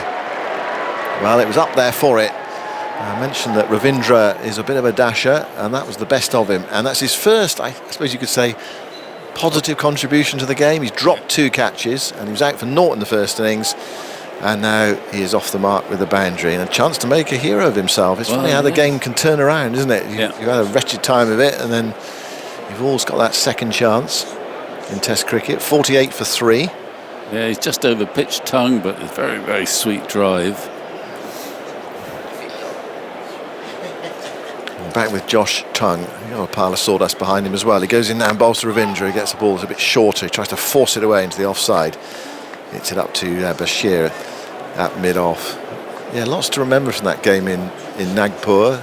There was CMJ turning up in the morning at the hotel, going for a morning swim, only to find that the swimming pool was full, literally full of rubbish and no water. Where was that? That was in Nagpur in 2000 and what was it? 6, yeah. Did he notice that before he jumped in or afterwards? Yeah. Fortunately, he noticed it before he tried to put his toe in. Here's Tongue bowling. Wobbles on its way through to the keeper. There's no shot there from Ravindra. The other thing I remember about that game distinctly is an astonishing, really truly astonishing admission from one of the great commentators of our time. And I'm sure these words have never spoken before or since. And Jeffrey was with us in that game, and Nagpur, Indian winter, but effectively still summer, warm and dry and no clouds in the sky. Yes. And Tongue bowls outside the off stump. There's no stroke there from Ravindra. And one of us mentioned, look, there's rain forecast. Rudimentary weather apps in those days, and Jeffrey said, rain here for 3 months, he said. And then overnight, of course, a huge downpour, and our commentary box is flooded. And he emitted the immortal words, "All right, I was wrong." Oh no, really? Yeah. Did you note it down? Well, you obviously Absolutely did. Yes. I remember it 20 years later, Duffers. It's in your books. He admitted he was wrong. Wow. Yeah. On air, Tongue bowls. No shot there from Ravindra. Oh, he leans forward and the keeper dropped that and they pinch a bye. It nearly hit the helmet as well. I think that's why Brooke was diving. Yeah. Or Root. Trying to stop it hitting the helmet. I tell you something, it hasn't moved as much. I know they've only just got into the game, and it's only had 3 or 4 overs perhaps, but just doesn't seem to be jagging quite as much. Sometimes bowlers have got to get a bit looser, but it is cooler today. There is this sort of mizzly sort of mist over the ground. What are they, 200, 205, New Zealand, you get a partnership here. All of a sudden this could get a little bit tight. And I think England have just bowled a tad too wide. I think they've just given a few too many sighters. You've got to be, as you say, hitting the top of that off stump. 60% of the wickets, I think, would be bowled in LBW. Yeah. So Robinson has switched ends. And the rain's coming across the ground again, I think, sweeping in. Yeah. Well, it comes so quickly because of the strong wind. Yeah. It's sweeping across the ground now. It's no fun for anyone. Everyone always says it's tough for the batters because you've got to get back into that zone and get yourself in again. It's just as tough for the bowlers. No one likes days like this in the cricket, I'm afraid. So, what cricket we've had today has gone New Zealand's way, in a sort of very marginal way. They've gone from 37 for 3 overnight to 49 for 3, so they've added 12 runs without losing a wicket. Pretty comfortably as well, really. They've left well, haven't they? Yeah, there's not been a lot of playing this week. What we have seen is a bit of uneven bounce. A few have leapt. Yeah. You hope, as a bowling side, one of those flicks the glove on the way through. That hasn't happened so far. It feels as if, I mean, where that rain's come from, it feels as though it might be quite quick in terms of stopping, because it's a little bit bright. It's brighter grey to our left, if that doesn't sound a contradiction. Tough as his shoulders sag there at the thought. I've got my brighter grey. I've got my front room in a sort of a brighter grey. I think it's called elephant's breath. Elephant's breath. Yeah. No, you're making that up. No. Elephant's breath. Elephant's breath. Who sat down and done the colour code for paints and thought, I know that colour is exactly elephant's breath? And it kind of looks like it. Oh, come on. Yeah, that sort of elephant's breath. I'm not quite sure what that one is. Yeah, a little bit more battleship grey over there. All the colour charts are grey. It's filled in though, isn't it? As you say, it's just awkward now for both sides. Yeah, well, the central cover is on, the hover cover. They haven't put the, they kind of unfurl them, don't they, over the square here from the hover cover. They haven't started doing that yet. The fourth umpire is that. I think it might have stopped, you know. Yeah, it's suddenly just got a bit brighter. Yeah. It literally is just someone pressing the button on the shower. Yep. And it comes on for a few seconds, and then someone pushes the button again, off it goes. Infuriating for both sides. But I'm certainly not discounting. Everyone's sort of, it's been a little bit sort of, oh, well, England have knocked these over. Not necessarily. No. Some good players still in the hutch. Yeah. Right, Toffers, you're going to be joined by Alison Mitchell. We're making slow progress today. Progress is being made. The game is tiptoeing forward, no more than that. Here's Alison. Oh, Tuffers, this would have been your nightmare as a player, wouldn't it? Just on, off, on, off, on, off, never any time to settle in the dressing room and get comfortable and cosy. No, it's no good for no one. As we were just saying, you know, the batters have got to get back into that zone. You know, do you relax? Do you keep yourself at sort of, you know, at that heightened sort of, next ball I could be out there batting. And for the bowlers as well, you've got to loosen up again. You know, you've just got yourself into your rhythm, and then you go and sit down for another 10 or 15 minutes, everything stiffens up a little bit, so it's not much fun for anyone, really. But this is an encouraging sight. You can hear the sound of the hover cover, so the pitch is being hauled off. Ground staff are surrounding it. They each have a pulley. There's a cord, if you like, that they're able to guide it off, because of course it lifts itself off the air. It's the hover cover, but it still needs a bit of guidance. It's not left to drive itself. Yeah, it's like you're sort of walking a very large dog. An enormous, giant-sized poodle, maybe. Yeah, pulling you along in the park. So they did a great job last night, the ground staff, because I don't know whether you are aware that air ambulance helicopter had to land on the nursery ground last night. I hope everything was all right. Well, so do I as well. I have to say, the operation from the ground staff was immense. It was very efficient. I didn't see it land, but I watched it take off, and the ground staff actually all had to go and hold down the nets in the nursery ground because of the wind whipped up by the rotor blades. They landed at the nursery, did it? In the nursery ground, on the outfield, directly behind the media centre. So we were all in the media centre watching as the helicopter took off, but yeah, Carl McDermott and his team were all sort of grabbing hold of the posts of the nets and the sight screen, just holding everything down. Yeah, I bet. So the helicopter could take off. And the pilot, once he'd raised the helicopter to building level, was on eye level with us in the media centre and gave us a nice wave out of the window as he exited the Lord's Arena. Do an excellent job. The last time a helicopter landed at Lord's Toughers that I can remember. I know who you're going to say, and I've forgotten his name. What's his name? Stamford. Alan Stamford. That's it, Alan yes. Stamford. Aggers was at Lord's that day to greet Alan Stamford when his helicopter landed at Lord's. Oh, the air ambulance do a fantastic job. Well, I must admit, I missed that. Hopefully everything's all right. Yeah. Well, here come the umpires. Yes. So we're going to have some play again. It's been another very, very brief delay. So let's hope this one means the players can stay on the field a little bit longer, because it started as a really long session, isn't it, until 4:10. Without interruptions, it was going to be 3 hours and 10 minutes. So I think twice already. Yeah, I think the longest one I did, might have been at Durban. Oh, all right. Could it have been longer than that? I don't know. It was there could be a 3.5 hour session at the end of the day, couldn't there? Well, that's what I think it might have been. 3.5 hours at Durban, just as the heat, and because it had rained and rained and rained, and then it your sort of trouser flares were fluttering because the steam. It was like being steamed from the feet up. Oh, as the red hot sun came out and all the steam started coming off the ground. Oh my life! Every time I'm going to iron your trousers when you get. Well, no, well, there you go. Yeah, I felt like a dim sum. You know? Was physio hard at work when you came off the field? Well, it was horrific, and it was a long time. So they're not nice, those long sessions. No, well, these players are going to have to get through until 4:10. Let's hope we can get through until 4:10 and the tea break without any more interruptions. Players coming out onto the field. Well, the England whites are very much white, aren't they? And they gleam under the floodlights in comparison to the New Zealand whites, which are the traditional cream. Yes, I prefer a cream, I think.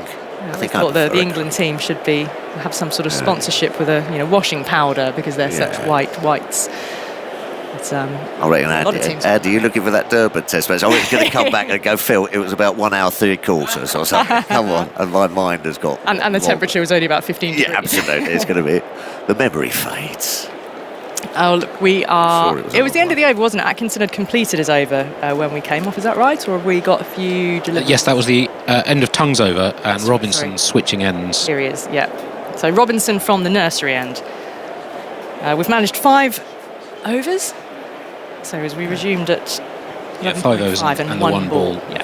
5 overs and 1 ball so far. New Zealand then resuming 49 for 3 in pursuit of the 254 they would need to win. And England looking for 7 more wickets, 7 magic balls. And if they can target the stumps, Toughers, the majority of wickets have fallen to deliveries that are going on to hit the stumps. Ravindra on strike. Robinson around the wickets, and he angles this push at it wide of backward point fielder. Gully chasing back towards the Warner stand, picked up in the deep as Ravindra is back for 2. The throw comes back into Jamie Smith. They're keeping the short leg in under the helmet to Robinson, who swung around. He began bowling from the pavilion end. So now back to the nursery end, where that angle around the wicket to the left-handers. He looks more comfortable from the nursery end, doesn't he? Yeah, that's where he bowled on.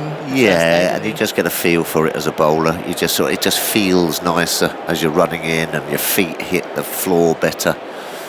You're not thrown off. 2 slips, Gully, leg Gully and short leg, beats the bat. He just prodded forward. No great conviction or footwork from Ravindra.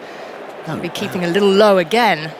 And that was that groping sense from him. That's no bounce. But then we've seen others from this end that really took off. That is your worst nightmare as a batter. I mean, look at that one. That's like a Bethel ball. Real ugly little grubber. Well outside the line of the off stump, so didn't pose a danger to the stumps. No. You don't mind, if it's going through the top, okay. If it's keeping a bit low, well, okay. It's when it's starting doing both, that's when you're in a bit of trouble. Ravindra waits as Robinson moves in, angles that one in a little tighter, again plays at it, misses, and through to the keeper it goes. He's not certain out there. Ravindra now walking down the pitch to have a conversation with Conway. It's not been easy throughout, has it, on this surface? Bowling's quite an upright seam. Didn't really do much off the pitch. That was just a little bit of sort of swing in the air, or a little bit of shape in the air, just followed on with its line. It's not doing it as extravagantly as it did yesterday off the pitch. Might just be That can work sort of one of 2 ways, can't it? Sometimes you talk about balls just doing enough. I guess almost if you've been used to extravagant movements. Robinson in again, forced to play at this. It's a tighter line. It's in behind it, about very close to body. Robinson picking up no run. So I think I found the game tough as I was talking about. Gary Kirsten scored 275. That's right. It doesn't have the exact details of sessions. No. But there's a little moment from the Wisden report. Here we go. A key moment came when Kirsten, batting on 33 with all the coordination of Bambi on ice, played back to Tufnell. And must have been LBW.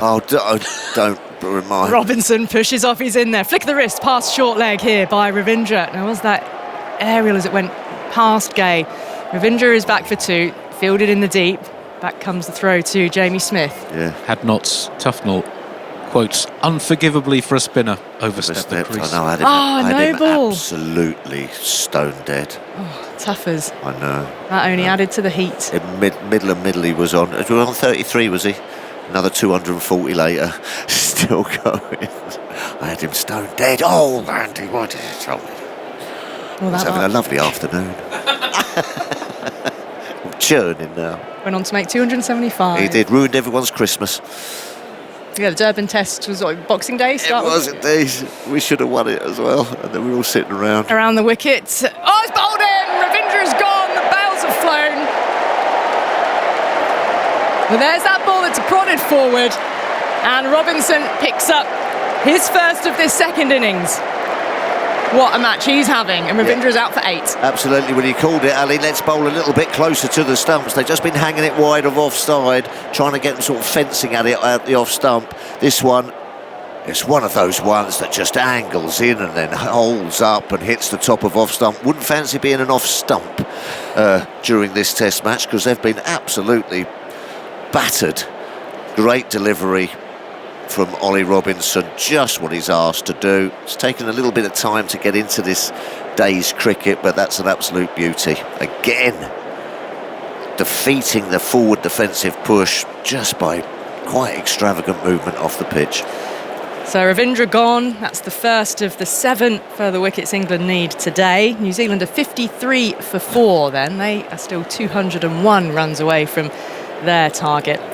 So it is tough work out there for the New Zealand batters. Daryl Mitchell's been sitting up in the pavilion, on the balcony. He's just done a little turn, hasn't he? Turn of pace to come out to the middle. Get yourself going, why not? He was sitting, we had a vision of him a minute ago, sitting in the doorway, looking out onto the outfield. Not on the balcony, but trying to make that adjustment to the light outside, which you need to try and do before you come out in these sort of circumstances. I must try and explain, actually, to the listeners why they keep missing them.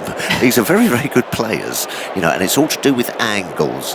Where the ball is sort of delivered from the fast bowler, if it sort of goes on its natural line, that's where you sort of play. That's where you're looking to play, where it would then sort of cover on, like a Hawkeye. And all it has to do is just slightly move a little bit if you get the length right. The length right, then by the time it moves, it then misses the bat. Sometimes, like someone like Curtly Ambrose, perhaps bowled too good a length because it moved too much. Yes, moved too much. You couldn't get a nick on it. And that's why these very, very good players keep getting bowled.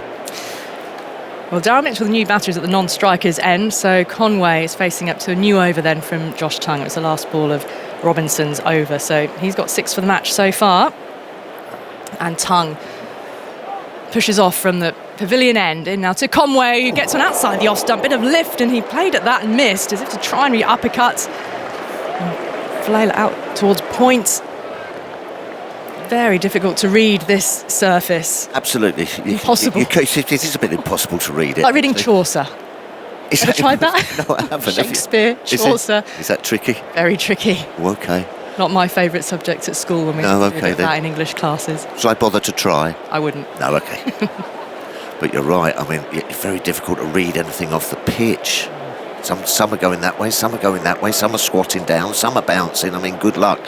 Tough test match for the batters. Conway's awaiting, staring down the pitch with his bat raised. The Tongue moves in again, angled bat and defensively off the edge into the ground and out towards Bethel in the gully, who fields. They're just trying to keep it out, anything that's on the stumps. Yeah. But it's not a day where runs are coming for New Zealand. It just feels like they are in survival mode. Not many balls that... Well, England haven't offered freebies either, have they? Again, in these conditions, they're still putting it in the right spot to challenge the batter consistently and kind of let the pitch do the rest. They didn't do that in Australia. Different surfaces. Wow, no, it's still a length you hit, isn't it? Short leg there as Tongue bowls in. That's a nasty one. It rears up and it struck him on the glove. Fielded by Duckett at points, but this is a vicious little passage of play. Yeah, it's just sort of woken up now, the pitch. I think everyone's got a bit loose. The bowler's a little bit more, you know.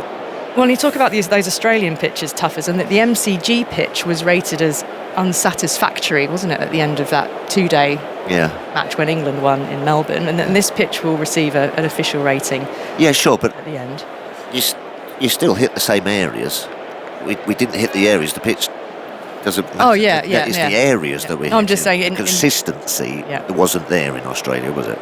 Tongue around the wickets, and Conway covering up off stump this time, managing to defend it out towards Duckett in the covers, and there is no run. Results. Well, highlighting the state of the pitch and how sort of uncertain the batters have become in terms of footwork. That was the 21st bowled or LBW dismissal, 12 bowled, 9 LBW. There's only been one test in England since 1935 with more bowls and LBWs combined. That was 23 on this ground, England against India in 2007. The only other one with more than 20 in the last 60 years was the Edgbaston Test of 1981. So this is it could set a new record, 23, the most ever in a test in England bowled in LBW. An unwanted record given the pitch, and this one angled in from around the wicket. Yeah, these are no bugs. These are no bugs, you know. And as a batsman, you sort of like you pride yourself on your castle. You know, it's got to be a pretty good ball to bowl you, and also same with LBW. It's not really your highest mode of dismissal, and so yeah, that is quite telling stat that. Well, pitches, if they're deemed to be substandard, that's when they're given a rating of either unsatisfactory or unfit, which is the lowest, the low ratings that a pitch can receive. Might need a new thesaurus for this one. So still the two slips gully. Stokes is there at leg gully, and Emilio Gay at short leg. Tongue moves in. Conway has to work around the corner and finds Ben Stokes at leg gully. So no runs to end the over. 53 for 4. 201 away from the target. Yeah, you're missing it. Good players are missing it. They're just missing it.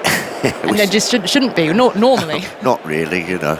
You don't really miss it if you're a top-notch player. You know, one might leave you getting outside edge, or if it's a good ball, you might get an LBW, but not just, you know, thumping into the pad.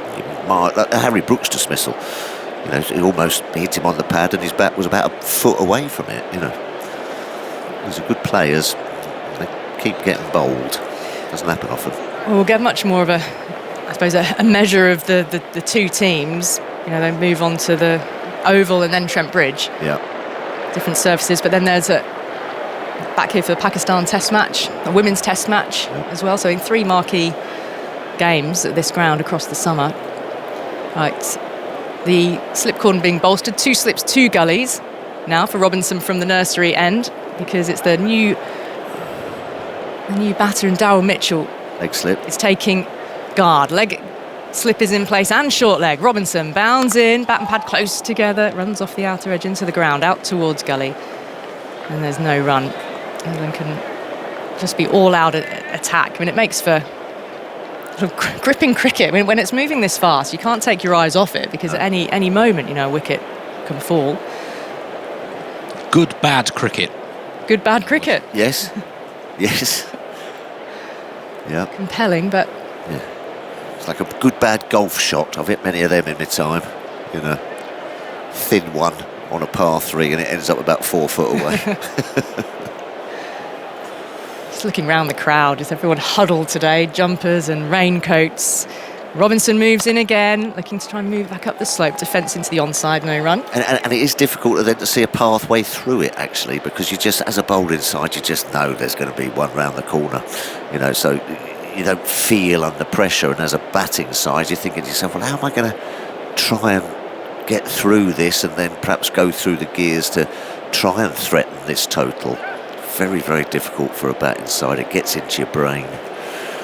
We talked a bit yesterday morning, didn't we, pre-play, about how batters might approach it, because we saw Harry Brook take a more sort of proactive, slightly aggressive approach in England's first innings, and then Glenn Phillips in the same way. Interesting to see how he plays. You know, by the time he comes out, that Tom Blundell due in next, and then it would be Phillips according to the scorecard. So, yeah, they try and fight fire with fire. 3 slips. Keeper standing up here as Robinson's in, struck on the pad. He's fallen over. The finger's gone up. Just tumbling over. In terms of his balance, Mitchell. And he's reviewed it. But Robinson thinks he's got a second here in this innings. We have a player review. It looked pretty good. You're right, slightly fell over it, whether it's just sliding down, but another one thumping into the pads before almost the batsman could sort of react. This could be a duck here for Mitchell. He's on noughts. That one's moved back up the slope again. A treat past the edge of the bat. We'll listen to our third umpire, Nitin Menon. It's tight. Struck him below the knee roll. Oh yeah, height's not an issue. Keep it going, please. Okay, gap between bat and ball. Thank you. No bat and ball. Ball tracking, please. Here we go. We'll find out if the ball's going on to hit the stumps. Pitching outside off, impact. Oh, Ollie Robinson's got another. Thank you. I'll go back. And he'll say, "Thank you, umpire, very much." It's another umpire's call. Adrian Holstock this time. He gave it out on field. The ball shown to be coming back up the slope, and it would have been clipping leg stump. Darryl Mitchell has to go for a duck. New Zealand now 53 for 5 and floundering. Nice little bit of captaincy though, and a little bit of work from the bowler. They said to Smith, "Come up." They like the Alex Carey tactic, because you know, batters, when it's doing a little bit, they like to slightly bat out of their crease and try and get forward and negate that bit of swing or seam, but trapped him in the crease, slightly fell over it. I mean, it was just grazing the leg stump, but you know, it's out. But no, nice little bit of tactics there from England. Keep the batters in the crease, keep them sort of shuffling around. Thumped into the pad and gone. Tell you what, Ollie Robinson just quietly with 7 wickets in this match, still 5 more to get. He could be on for the 10th here. Tuffers, you're going to be joined in a second by Aggers. Yeah, what a comeback game. I mean, he couldn't have better conditions for his style of bowling. But take nothing away, you still got to go and produce and do what you're there for. But he'll be licking his lips now, Aggers, old boy. Certainly will. Hello, Philip. I think we can probably rule New Zealand out here. 201 still to go. 5 wickets left. Well, this is the last partnership, isn't it? Blundell and Conway. They've got to do something pretty there's a couple of whackers to come there. There are. But just the way that the wickets are falling and the pressure is on. The lights are on. There's mizzle around. It's a really lovely time to bowl, actually. That breeze has dropped a little bit, so Robinson's not running into a gale. And at least the crowd here have had the chance to see some cricket, which is great. It's been a bit nip and tuck with the weather. Blundell waits, Robinson runs in, bowls to him, and he works that off his pad. Well, runs down to long leg. They'll take 1 run. Josh Tongue throws that back in again. And that takes Conway, who's taking some nasty blows, back down on strike again. He's on 19.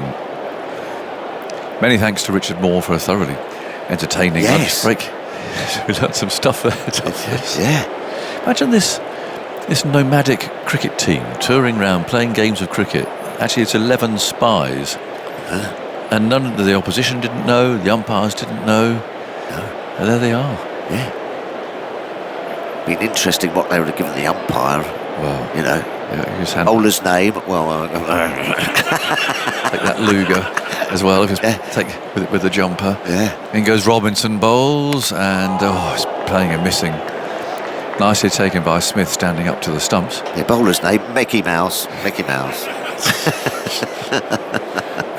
It's a completely different how world, fascinating. Yeah. Well, it gets everyone's imagination going, doesn't it? I don't know why. Well, I think it might just be, you know, James Bond. How they identify the person they're going to work on to become a spy as well, in a foreign land. How long they work on him and entice him. And then trust him. Double agents. Robinson bowls, tucked away towards short leg. Comes off a thick inside edge. There's no run. 54 for 5. Got to be alert for honey traps. And all these things, all part of it, Tuffers.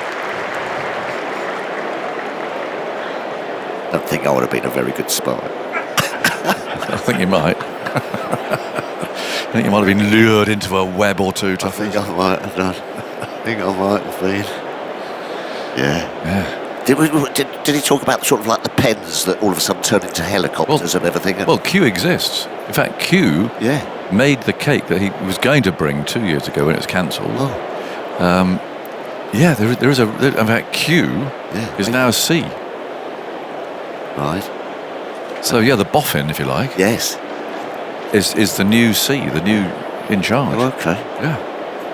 Wonder what the cake would have been. Could have been anything. Well, could have turned into an Aston Martin. It's a good thing it didn't come, actually. Would have exploded or something. Fascinating. Thank you, Richard. What an extraordinary life. 2 slips, 2 gullies. Light is poor. I just feel that the rain is not far away, unfortunately. Blundell's on 1, 54 for 5.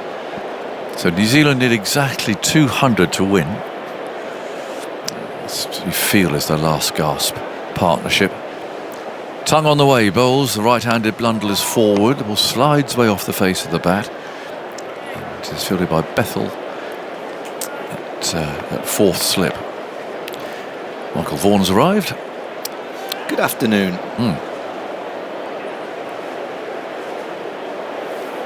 What's your radar saying, Johnny? There's a big blue splodge. You just never know. You don't know how heavy it is either, do you? They don't really say on those radars. Might just be a little bit of mizzle or something. 54 for 5.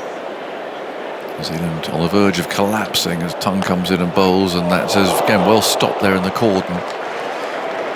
Angle bat again, sending the ball towards third man, doesn't get there. Intercepted en route. 54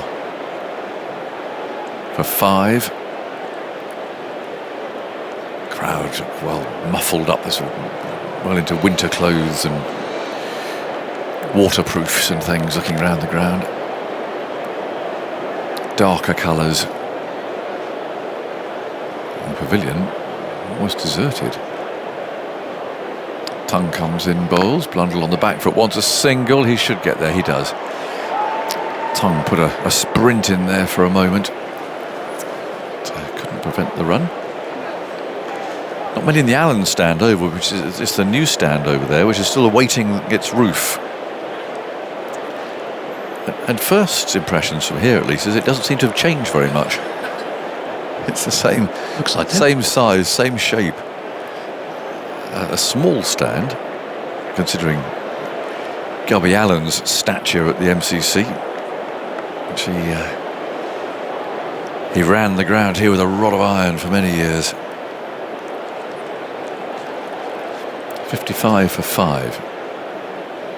Tongue round the wicket and is flying over Conway's shoulder. You're right. I'm sure I saw some drawings that the mound stand, the kind of double-decker with the lovely kind of roof, I thought that was going to carry on all the way round at a similar height. Well, I think it will. The Tavern's the next on the list, isn't it? What? So the new one there, what's going to happen to that then? That's just going to come stay a bit down. lower. Well, actually, I'm just looking here at the spectacular roof that the Allen stand is going to receive. It's nothing. It's not like any of the others here. It's a white roof pointing at about 45 degrees upwards. This is outside the off stump, and there's no stroke. So that will stand out certainly. But I think yes. So the one to the left, as we look at it, the Tavern stand, that's been there a very long time. That one. That's next on the list. So that's actually going to grow in height. Well, I assume it's going to match the mound stand, which is to the left with the same roof, I'd imagine, unless they're making each stand. You'd be slightly disappointed if you're in those flats. It's probably 2 down from the penthouse. Well, you would if you paid 10 million for the penthouse. And they'd probably get a view at the minute. Your view might just get taken away from you. There are a couple on the balcony up there, though, watching. Tongue bowls, and that thumps into Conway's pad. Gay is at short leg to do the fielding, and he said he enjoyed fielding in there yesterday. But yes, that's going to be complete in 2026. That new Allen stand. Quite a character, Gubby Allen. I met him once. He was, of course, the man famously who refused to bowl bodyline in 32-33. Didn't want to do that. I think it was right. He stood up to Douglas Jardine. Great old story, wasn't it? The whole bodyline thing. I'm enjoying this with Jamie Smith. Yeah. Standing up to the stumps for Ollie Robinson. It did for Daryl Mitchell first ball. Just overbalanced. Just puts the batter under pressure. He can't come out of his crease. In goes Robinson carrying his shadows, and that's pushed away defensively by Blundell to mid-on. It's a bit awkward, isn't it? Because the batsman is in his crease, so Robertson can pitch the ball up that little bit further, but the batsman's got a short leg there as well, so he knows he can't really go thrusting that front foot at the ball either. So some nice field positions going on here, some thoughtful ones, and then there's another fielder catching in the leg side behind square now, so there are 2 leg slips effectively. Well, they're checking for light here because it's got a bit gloomy. Yeah, it has. I wouldn't surprise me if they go off any moment actually. So yes, leg slip. I mean, it's like London buses. You don't see one for years, and now 2 turn up.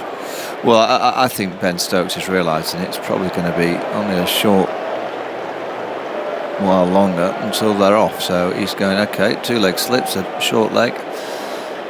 Try and get a wicket. Yeah, quite an umbrella field here. 3 slips and a gully. Big gap in the offside there, square. Robertson bowls, and Blundell again plays that across his pad. So he can't thrust that front foot, little inside edge into the pad, and Gale catch it. Yeah, it's so hard for New Zealand because it's a stop-start day. When you're chasing a target like this, and you want to try and probably be a bit more positive, try and cause a bit of chaos. It's quite hard to do when you're looking over your shoulder and think, I'm probably going to be off in an over's time or just a few balls time, so you can try and survive. And I just think the orthodox way on here is just not working. Robertson wider of the crease, bowls one that swings into. Blundell hits the middle of the bat. Umpire Tucker's not happy, and he's the senior out there of the 2, and he's wandering in from square leg, and it's starting to rain. His colleagues got to go out to join him. Doesn't feel good. Lights are on. It's a very murky afternoon, and the umpire's having a conversation. Batsmen, they're meeting mid-pitch, and they're staring at the umpires, who now wave at the ground staff, say, come on. Inevitably the crowd aren't happy, but there's that familiar sound. It's the hover cover being pull started, and that'll make its way out to the middle. Again, it's not heavy rain. It's just not very pleasant. In fact, none of the fielders or the batsmen are actually running from the field, as you often see when it's raining properly. They're just strolling off, and as if to say, are you sure about this? So I don't know if that's light or rain, actually, that they've come off for there. Not that it really makes any difference, but off they go indeed, and the cover appears. It'll go into position. Manoeuvred by half a dozen ground staff, I suppose. The driver at the back.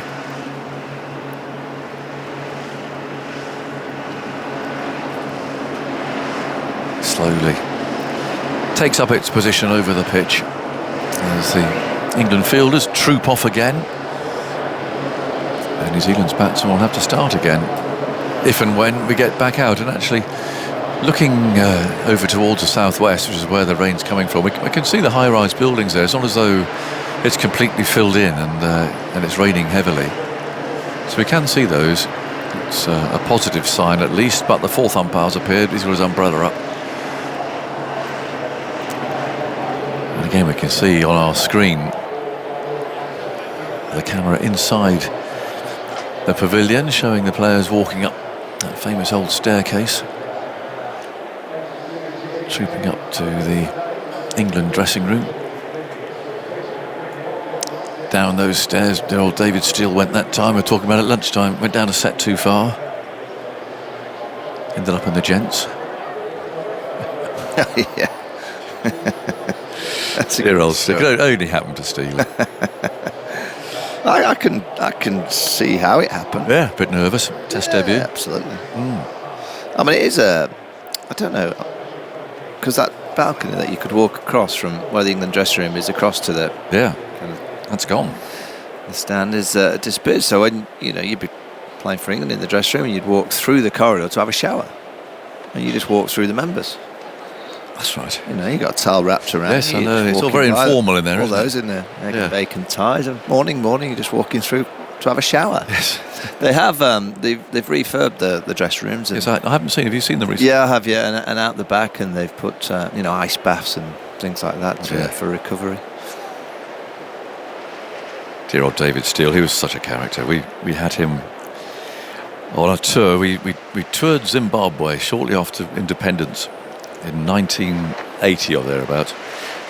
Quite a young team from Leicestershire, And we took 2 pros with us from other counties. One was John Hampshire, who you know well. Yeah. The other was David Steele.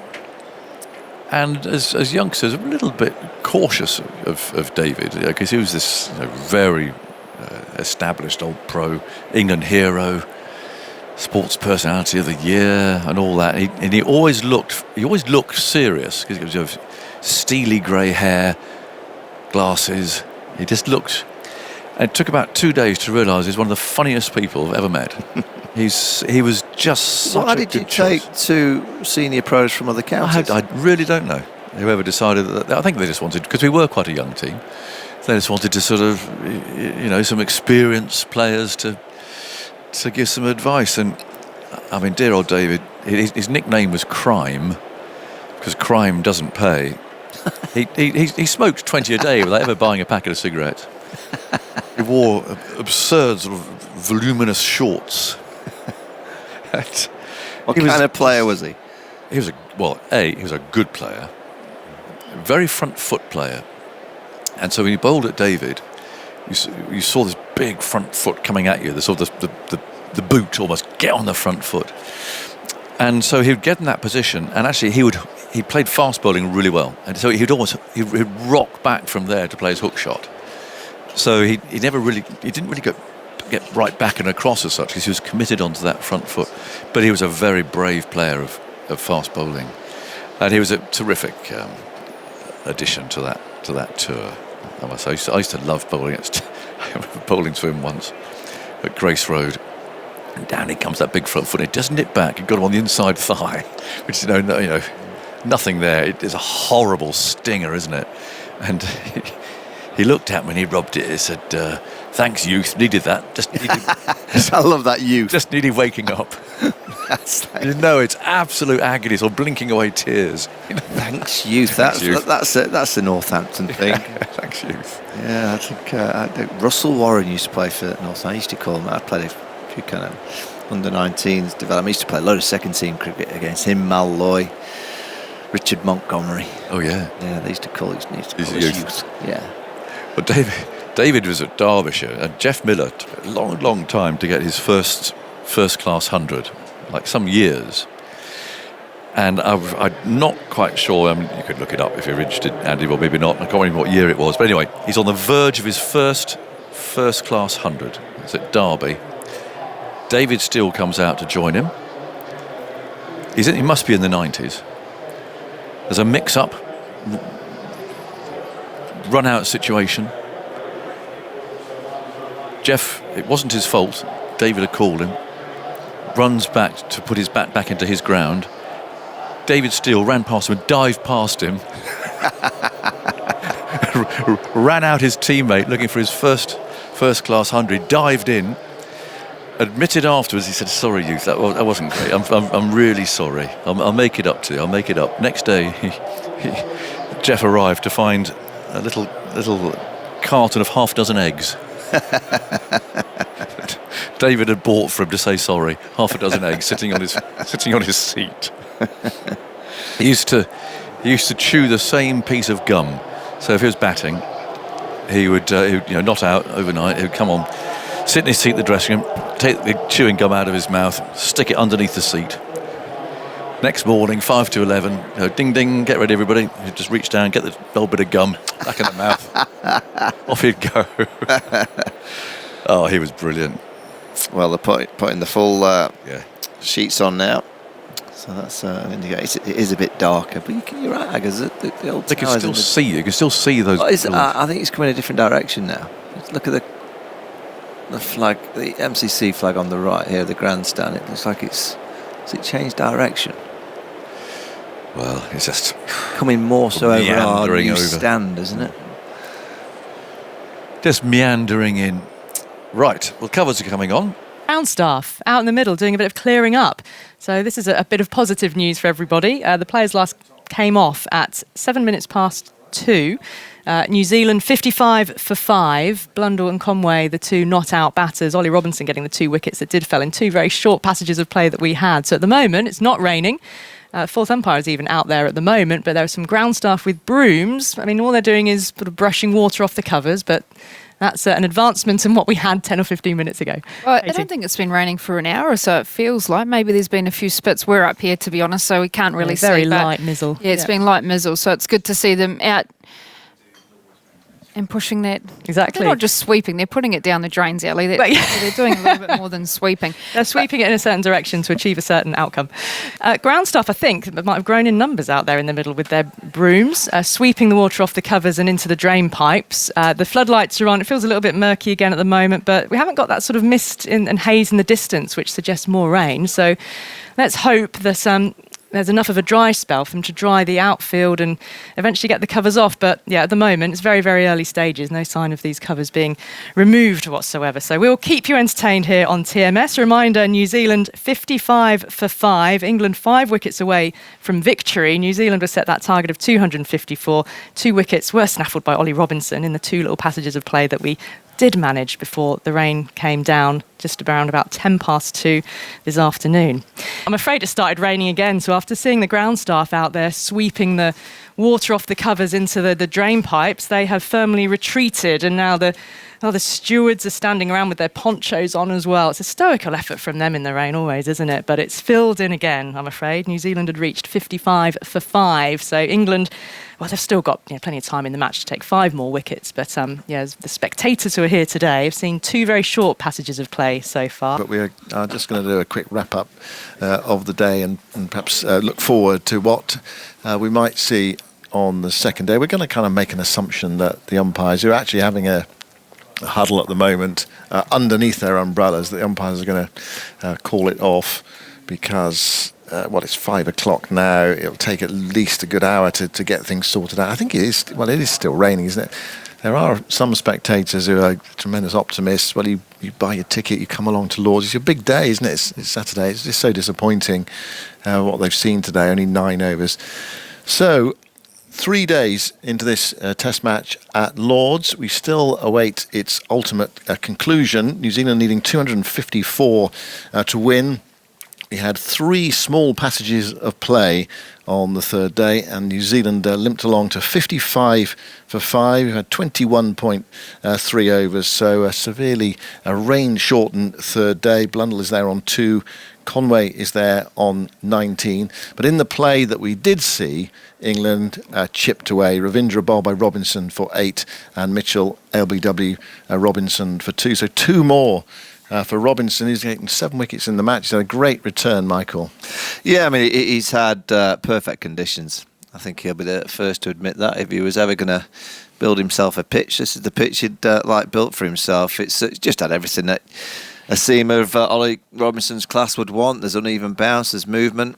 He hadn't had to try too much. I love the move of Jamie Smith coming up to the stumps, to get rid of Darryl Mitchell. That was a good piece of tactic. I think that instruction came from the balcony, actually, from Baz McCullum. So that's good from McCullum to kind of lead the way in that front. I've been slightly surprised by New Zealand's approach, actually, because I said last night, I think the only way that they win is by causing a bit of chaos. Now, if you haven't got your top orders, top order players generally like to play the way that they play, understandably.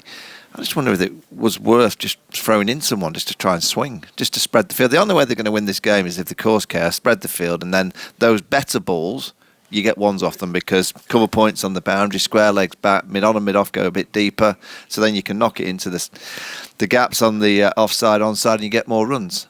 Clearly, you've got to take that risk first and foremost, and if a top order player is not going to want to do that, would it be worth just sending the Jamieson in a little bit early? Maybe that's what they could have done, they haven't. They've tried to play the traditional way. I just feel if they play the traditional way, it's just going to be a slow death. I can't imagine anything other than an England win. I can't imagine anything other than an England win now because of the pitch and the situation. But the only glimmer that I could give New Zealand, if someone like a Glenn Phillips comes out and whacks it with Jameson, and the pair there at the middle suddenly come out tomorrow morning and go, right, just got to swing and try and cause a bit of chaos. If they don't do that, I think they'll get absolutely beaten comfortably. Do you think they should have sent Jameson in already then? He should have come in? It would be a conversation I would have had, yeah, because the only way that they get close to this target is by causing chaos. And if a top order player doesn't want to try and play that way, again, I'd understand it.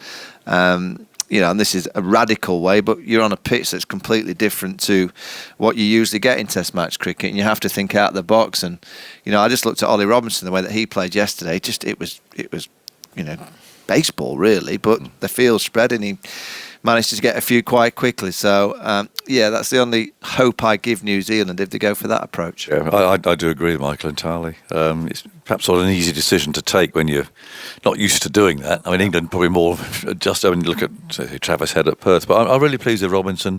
He gives control, and I know that the pitch has helped him here, but it allows Josh Tongue to come running in and bowl some hostility at the other end. If you've got somebody who's just really steady like that, sort of metronomic, on a flat pitch, you can let your fast bowler go at the other end and try. I thought he bowled beautifully in very helpful conditions.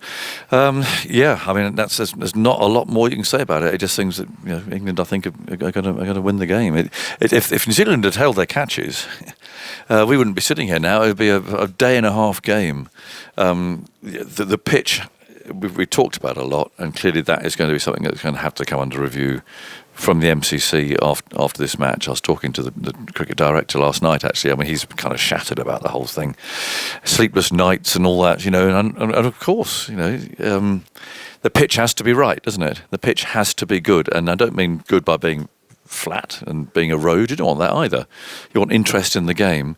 But there's a pattern developing here at Lords, and they're going to have to do something about it. Do you think New Zealand would have preferred to have no play at all today, because the forecast is good tomorrow and the prospect of a brighter day? Actually, or a batting day tomorrow, isn't it? Yeah, absolutely. I mean, it wasn't easy. No, it's not easy for both sides when you're off and on, but certainly a chasing side, you want a period of time, don't you, that you can settle in, cause that bit of chaos, and then Ben Stokes has to change his bowlers and work a bit more on his tactical side. But it's been a nice day for England. Just a couple of wickets, not too many runs for New Zealand, and England will know tomorrow that if they arrive and just bowl the consistent lengths and lines and hit off stump, that's all they need to do, is keep bowling on and around that good length where the ball's going to hit the off stump, and I'm pretty sure there'll be 5 balls with a name or two on it. Yeah, because it's still nearly 200 to win. That's a heck of a lot of runs, isn't it? In this, and with what the batting that's left.